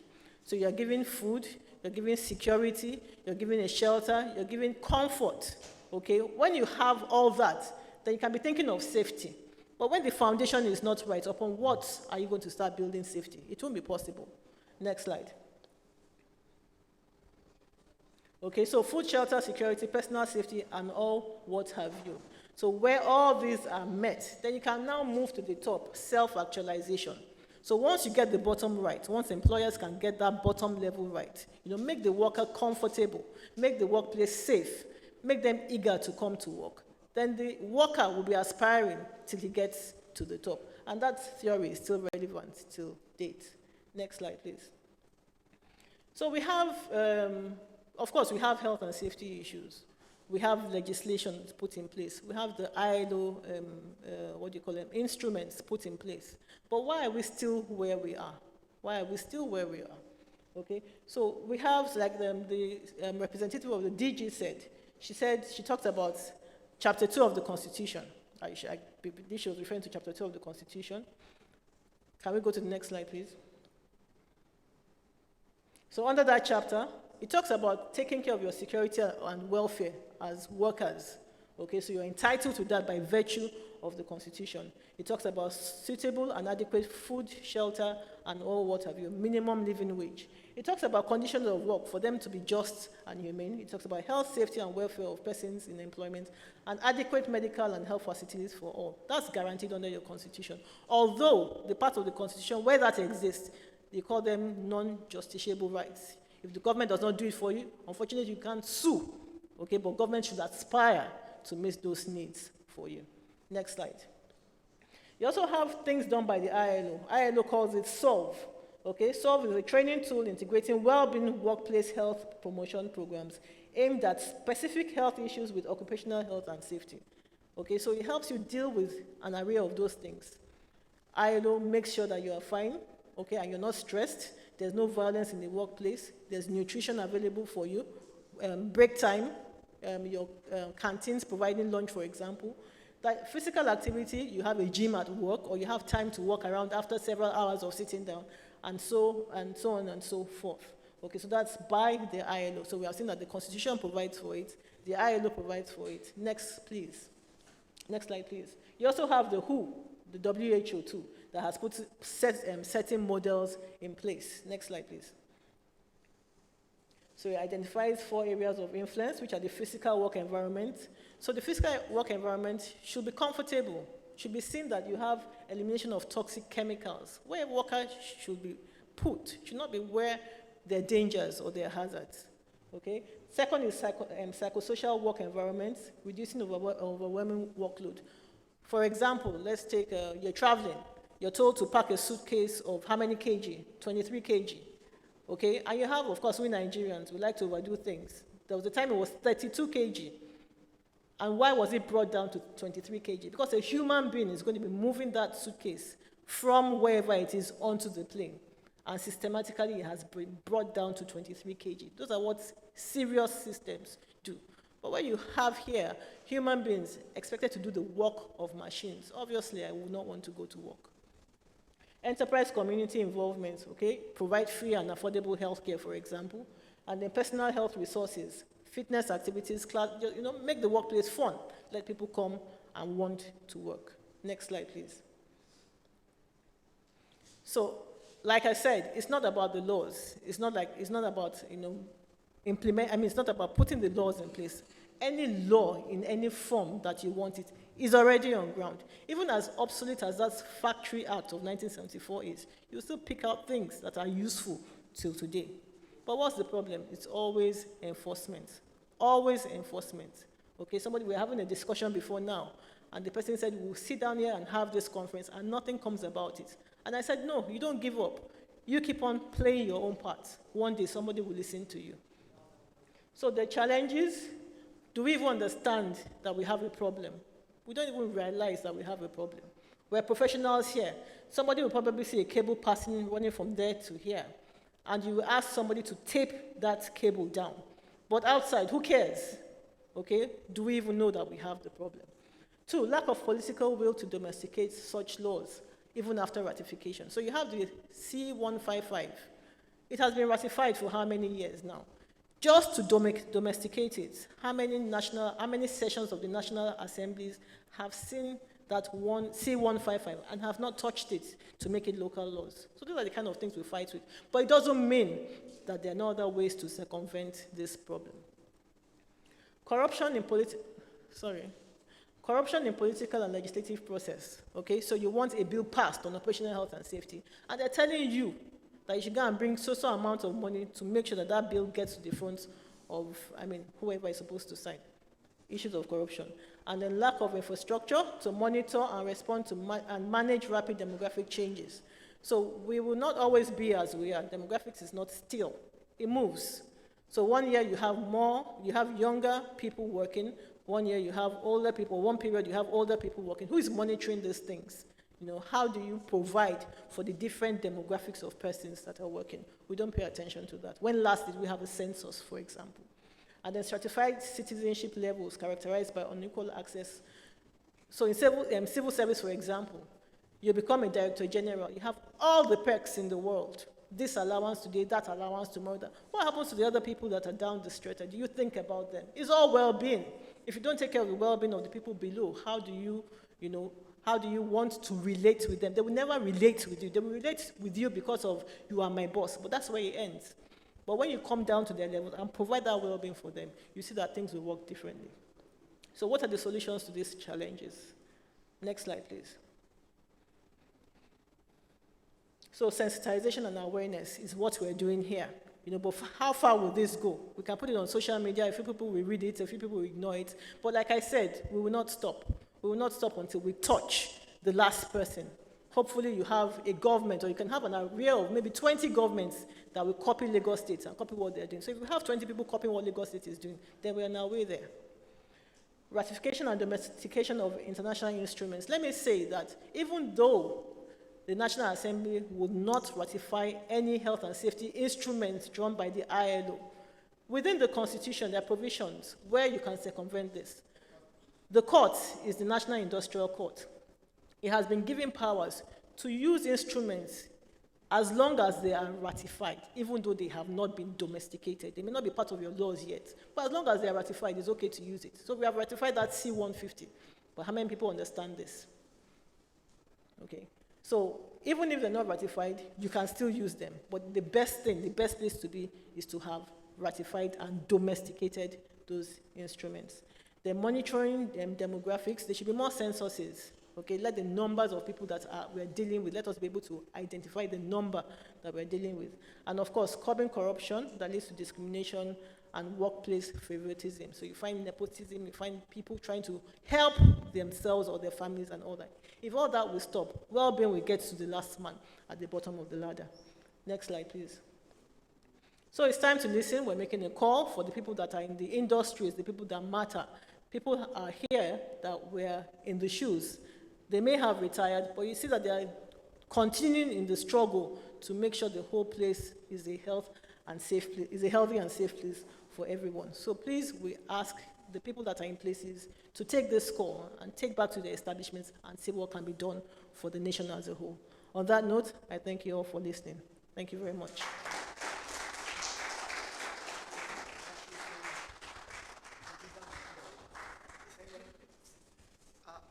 Thank you so much. Let's give her a very round of applause. I was enjoying the lecture there. I forgot to check my time. I was just listening. Until when I saw it's time to listen, something like that. I said, we are still listening. And I was seated. Thank you so much, Dr. Hamid. That's a very wonderful presentation with a lot of message. Very insightful, very apt. Thank you so much. We appreciate you. She did this slide within 2 days. Please, let's give another applause, please. 2 days. And she started by first mentioning Baba when she started her research. As she was talking, somebody told me on one corner, say, this Papa, even me too, is on LinkedIn. I met Baba and I became Baba's son. Today is the day to celebrate such an icon. That is him. See him very humble. In 2013, Baba came to do a presentation on chemical safety. When Baba finished presentation, one of our friends from Canada, Wale, did the presentation and said some things that are not in Baba's presentation. Baba called me to side. He said, Jamiu, this thing this guy is saying, is it correct at all? I said, Baba, it's correct. It's a new thing in the industry. It started 2013. I was saying, do you know? I don't know. I don't know, sir. Baba took his iPad. Mama was beside him, and he browsed that statement the guy did. He said, Jamiu, see, is there? I said, yes, it's there. I said, wow. See humility. See humility. And one was to speak, and I said, he even now stated it again in the lecture. Baba loved informal workers so much. He has a lot of books. We have a book there on informal worker. Every one of us says, right, those on the high table, you must pick one. It's mandatory. It's 5,000 naira. You have only 12. We are giving the 60,000 to our uncle to take it back to where it comes from in Ibadan. Compulsory. Go and look for the money. 5,000. There is no sharing formula. Odebumi 1 is going to buy. Odebumi 2 is going to buy. Let's go to the next lecture. Then we have questions. We have goodwill messages. We want to make it very, very fast. We are reducing the speaking slot now to 10, 12 minutes. We can do it. We are experts. And I think I'm not seeing that boy again. Okay, I've seen the white beard. So we can do it. Next speaker, Dapsin can talk with us live, but we'll use slide 15. I've not called you now. Are you the next speaker? I've not called you. Permit me to invite the low profile, is the national coordinator, the Safety Advocacy and Empowerment Foundation, the group CEO of Hybrid Group, Everything Safety, former chair, Ayosh West Africa, the first one, and the husband of Auntie Remy. Let's all welcome Dakbo Omolade for his presentation.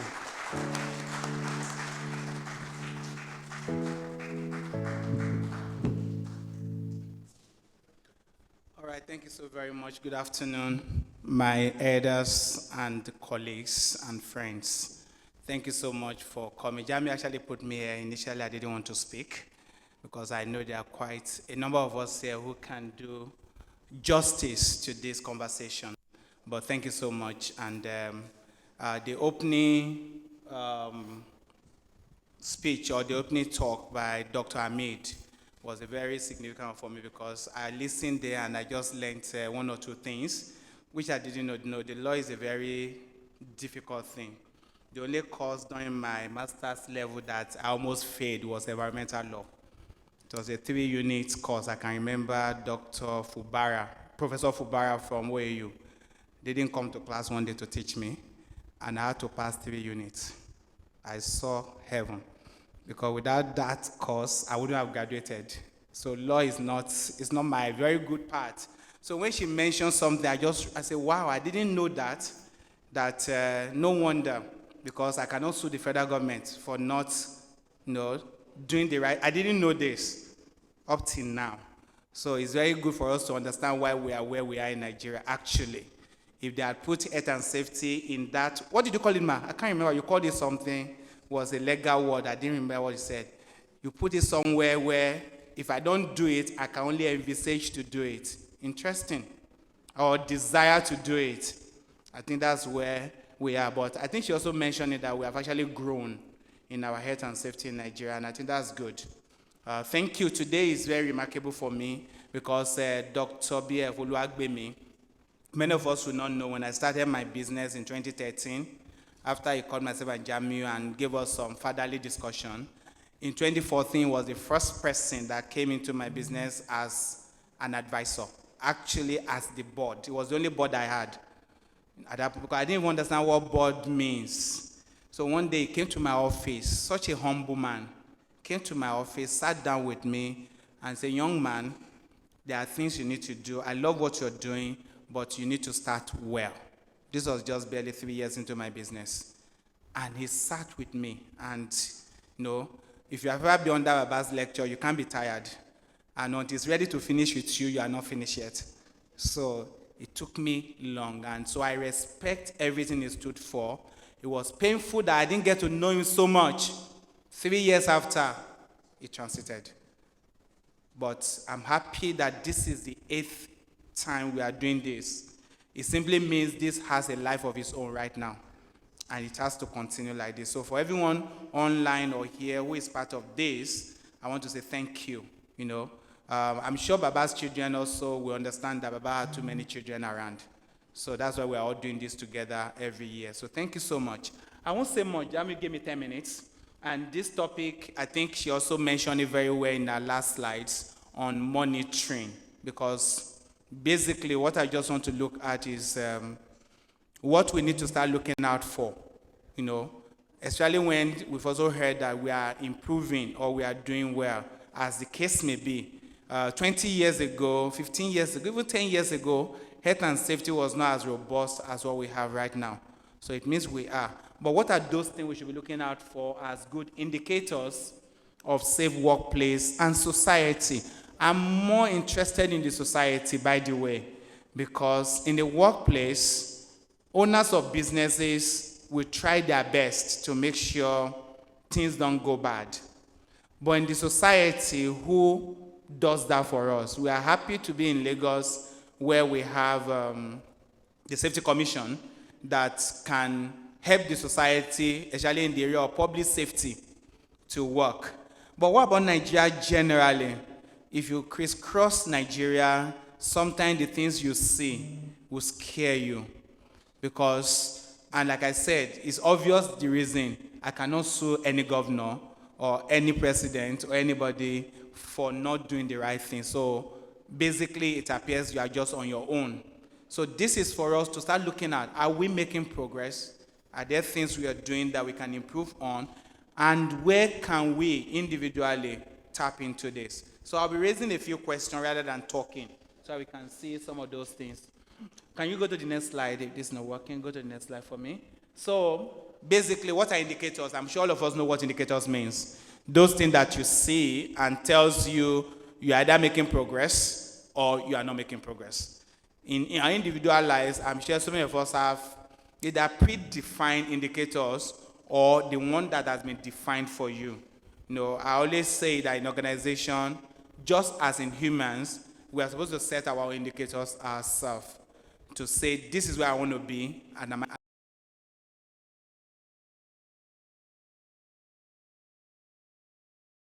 in place. What structure have we put together? Where are we? How do I know I'm actually there? These are key indicators for safe place, and this is what we want to check quickly. So I'll just read a few of them. The first one is awareness and knowledge, and I'm asking some questions here. If somebody goes out there outside of this environment now and see maybe the vulcanizers and the mechanics, you know, some years back we were doing a whole lot of work with the mechanics and all of that from Safety Advocates Group, the informal sector, you know, and you say, what can harm or hurt that person? I'm not sure you may be able to get the answer that you're looking for as a safety professional, you know, and you're asking, how do you prevent this harm if the person is able to answer you? What are the things that are missing in OSH knowledge? Are you conscious of your environment? What perception do you have? What orientation do you have? What training do you have? These are questions that tells the story of knowledge and awareness. How aware are we in Nigeria when it comes to the issue of health and safety? That's a very fundamental indicator. And I can challenge all of us here.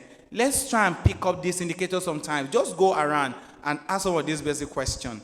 I did something similar in 2010, over 13 years ago, when I started asking people in the society through a questionnaire, about 500 people responded. And I wanted to know what people would do, just about 5 questions, what people would do if there's fire in their room. What people would do, and I got some very interesting answer that told me, fire in your room, break the window and jump out. I'm sure today, if you go and ask that question, you may still be hearing such answers, but it may not be the same again. So these are indicators, and the whole idea is let everyone listening to me begin to ask those questions when you want to check how much of a safer society do we have. Do we really have a safe society? Are we making progress with our society when it comes to safety, or are we going somewhere? Number 2, information sharing or information that we have on OSH. Where can you find them in Nigeria? Posters, journals, books, library. She mentioned that she was trying to write a research and she could not find anything. I'm sure that was about 10 years ago. She could not find anything online. It's changed right now, but how much of those information do we have? Especially when you consider that the internet can also be a place where you get wrong information. So we have to really find out how much information is available to our younger generation, students, workers, university. How much of information can you find in the library when it comes to health and safety? That tells the story. I'm hoping that someday very soon, we're going to have a library dedicated to OSH in Nigeria. Because this is a challenge. A master student ran to me and said, I want to do a master on this topic. I cannot find materials in Nigeria. I said, yes. But I want to make it Nigeria. I said, I don't know how you're going to get it because it's difficult. How much of information? It tells the story of what is this, how safe we are, or what is our safety dynamics in this part of the world. Next one. National information resources, reduced rate of incidents. I don't know how many of us see a lot of incidents on our road. I said I'll be talking about the society more. Because in the workplace, we have some of these things here and there. This does not mean every workplace is doing this. I'm sure the number of companies that are not doing safety in Nigeria will triple the numbers that are doing if you do that research. A young friend of mine here met me here they said, I've done this course. Where I'm working now, there's no safety. How can I grow? Because there are many companies that don't do it, but we have improved there. But let's look at the society now. So are the people getting injured on the road? Public safety issues. How are people getting hurt? What is happening to people in the workplace, in the society, in the marketplace, and wherever they find themselves? This will tell you a big indicator of where we are in safety. Next one. Infrastructure and structure. This is I think if there's anything the legal part of health and safety does so well for safety is to bring that structure. Because it just allows you to have common sense, And if we do not have those structure, then we're in trouble. Jamiu mentioned in his opening, how many states in Nigeria have anything like this? Now, this is 12 years or 13 years of Lagos State Safety Commission, 2011. This 12 years. Now, 12 years after, how many states have done this? I know about 4 or 5 states that the work has been completed, just waiting for the governor to sign. One of my, Azan is not here, my son Azan met with one of the states recently. And last year, when it was ready by the House to be signed, what we learned was that the governor said, if I'm able to come back as the governor, then I will sign. So it tells us the story. So how will the society there be safe if that is not happening? So we do not have the structure, physical management system standards. I was listening to Kayode Fowode recently with the work that the Nigerian Institute of Safety Engineers are doing with respect to bringing out codes of conduct, approved code of practices, ACOPS, and the rest of that can help construction sites. If you go to the UK, there is a law, not just a standard, on construction. In Nigeria, I was talking to a construction company, and he said, what you are saying is not in the Factories Act. But the guy was correct. If any of the colleagues will be here, this company set me up for almost a whole day, saying they will not do all my recommendation because it is not in the Factories Act. If it's not in the law, we can't do it. And it was not in the law. So I have to use, ogboju and all manner of noise to tell the clients that it's not in the law, but they're also what we call best practices. So let's use global best practices and forget that it's not in the Factories Act. We don't have it. We do not have this. I'm just talking about construction. Then look at every other sectors. Maybe a few one, aviation, oil industry, okay. But other sectors, it's tough because we do not have them. These are indicators. Until we start having these things, we can't really get to where we need to be when it comes to protecting Nigerians. A few more slides and I'll be done. Next slide. Next slide, please. All right, so regulations. So that's what I just explained now because I was asking you to turn to it. Regulations, they are not there.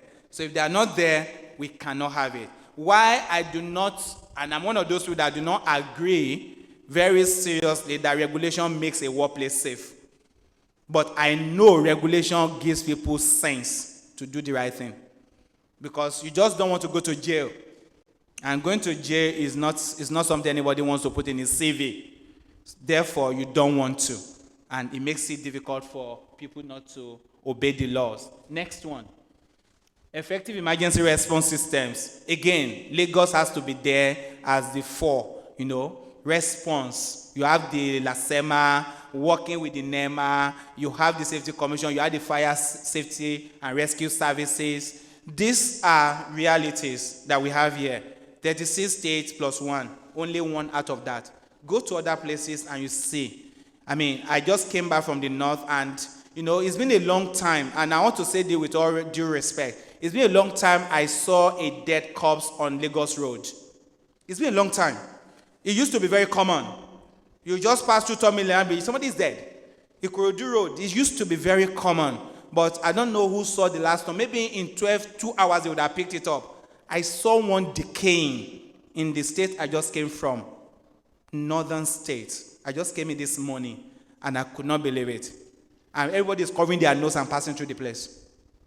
So this shows us, yes, somebody could have happened to someone. There should be a response. Somebody should pick that. Somebody should support. First aid. I'm hoping that very soon in Lagos State, first aid system will be able to wake up, to be able to respond 10, 15 minutes. I think the standard globally should be about 3 to 5 minutes. In the UK, I think it's about 7 minutes now. No matter where you have anything in the UK, 7 minutes, there will be an ambulance to pick you up. I don't know how long it will take us to get there in Nigeria, but we've got to start. And that's going to be part of what the response system has to start looking at. Set up a system to rescue people who find themselves in incident. Last slide for this. Let's go. And our safety culture. Make safety a value. Let's move from being a priority to being a value. If it's a value proposition, then it means you cannot do without it. If it's a priority, it will change tomorrow. That's the difference. If safety is a priority today, security can be tomorrow, profit can be the next day. But let's make it a value system. And finally, access to healthcare is what I just explained. Healthcare. First aid is one of those healthcare that we need to have access to. In conclusion, my final thoughts. These indicators give us opportunity for appraisal and review. So we can ask the sincere question, where are we? And that's the question I want to leave with us. Keep asking that question. Hopefully, it will help you to do more. And finally, achieving a safe workplace and society is a joint effort. Every one of us here have a part to play. If you are here on behalf of the man we are celebrating, this was what he stood for. He always told us you have something to do. When we say we're not going to be in Eastport, he said, go back there now, you have something to do. He drove me back to Eastport after almost 10 years of exit because I have a part to play. We all have a part to play. Do yours. That's the challenge. My promise is that I'll do mine. But you have to do yours to make Nigeria a safe place. Thank you very much. Do yours, I will do mine. Shake the hand of the person beside you if you can shake the hand. Tell the person, do yours, and I will do mine. Very good. We all have to have that conviction, that passion, that deliberate intention to say, you do yours and I will do mine.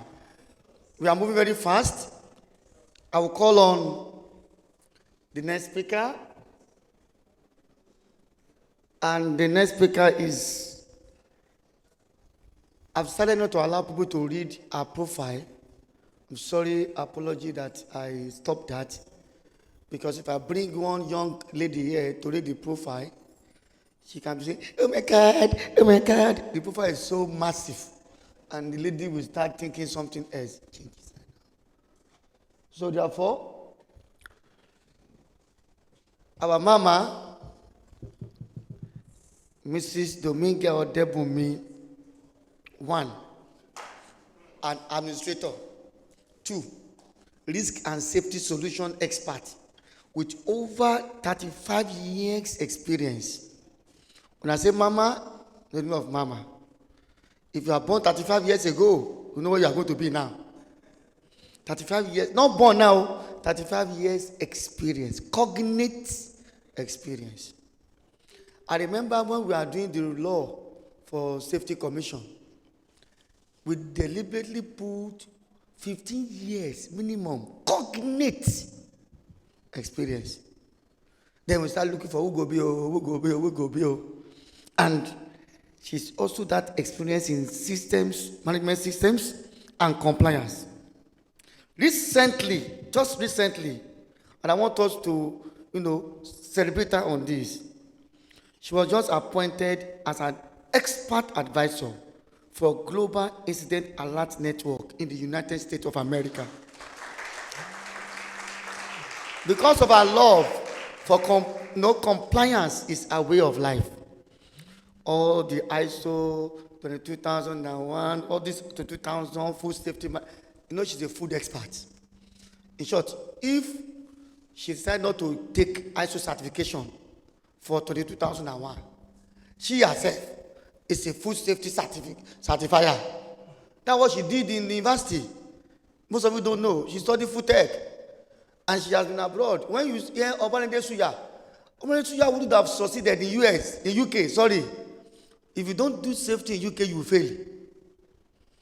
This is the woman that put in place the protocol for food safety for Obalende Suya to exist in United Kingdom.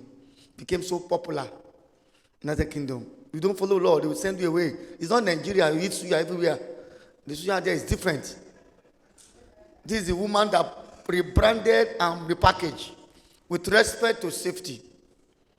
But when we are to start Safety Commission, she also came in with respect to establishing with the husband, who is not a safety person. The husband is just a brands person, brands, marketing expert, and I thought of it that there's opportunity in Lagos. Let's create Safety Commission. And we started gathering people. And today, we are enjoying Safety Commission. So we thank the present DG. We thank all the former DG. We thank the DG representative for a well-delivered presentation. What it means is we have something. You have DAPO. We have a state. They've submitted. Final. That was the statement. We have some state in the east and in south too. Final. Not yet. In short, in one place they said, what is my gain? How much? Give me figure. And people that present said, we don't have figure. They are doing it in Lagos. And go and bring figure of Lagos. It's not about figure. It's about the interest. Permit me to bring to this podium the pioneer DG, Lagos Safety Commission, a lover of exercise, a lover of sports, a woman that establishes a lot of awareness program. If you read this profile, if I bring one young lady to do it, she will just be blushing. She'll be confused. This is too much for me to even read. A round of applause for my mama of safety. Thank you very much. Engineer Jamin, thank you. You didn't put me on the spot today. He's very good with that. And so I'm going to go very quickly. I'll try to make sure that I deliver within 10 minutes. He's given me 15, but I'll bring it very close because mine is not a PowerPoint. It's just from my heart. And the reason why is teased from my heart, thank you, is that Baba is very dear to me, very, very dear. And of course to my husband as well. I would also try to bring home my delivery so that the young ones here would be able to take something away and remember it for a very long time and make use of it. It's always a pleasure to be part of Dr. Oluwagbemi's Colloquium. I've been part of this presentation every year. I think maybe for the past 6 years, there was a time I was actually ill abroad, and on that very day, I don't know if Engineer Jamie will remember this, I had to start, he didn't know that I was in the hospital, but I could not even inform them that I won't be able to deliver that paper. So I started the paper and I had to hand it over to my daughter, if you remember, and my daughter finished that paper on that day because it really meant a lot to me. So passion is important. It's going to be on a 4-page slide, so it's going to be very quick. I want to say that the 2 papers that were presented earlier have actually done justice. So I won't be going too deep into technicalities. I will just draw out some things like I earlier said. One of the best advice Dr. Oluwagbemi gave me when I was going to start the Safety Commission, this is just rolling it very quickly away from the speech. He said to me, and this is from a wealth of knowledge and experience, he said, I'm so happy that it's somebody who has passion, who has skill, who has understanding, who has love for people that is actually going to start the commission. And he said, one advice I'm going to give you is that every document that you sign, make sure you keep a copy. And that saw me through. If you have ever worked with any government institution, you will know the meaning of that. Because your document could become another document by the time it came out. I was listening to a program this morning, just before coming, and they said that's the NCDI, NCID or something like that, NDC, IC, that the document that was meant to be signed, that was passed by the Senate and the House of Assembly, House of Representatives, was different from what they presented to the president to sign. And of course, he was beating his chest that he knew he could definitely conclude that president didn't have time to read that it was deliberate, that he pushed it very few hours before he stopped, and it became another document. So he signed a different document. And I will also bring an example from even the Lagos State Safety Commission law that took most about 1.5 years to be able to craft it and get it together and make it very relevant to humanity, had his own fair share of doctorate. So fortunately, the very few ones that were submitted were signed and copies were kept. And by the time it was about to go to the public hearing, we realized that they were different copies.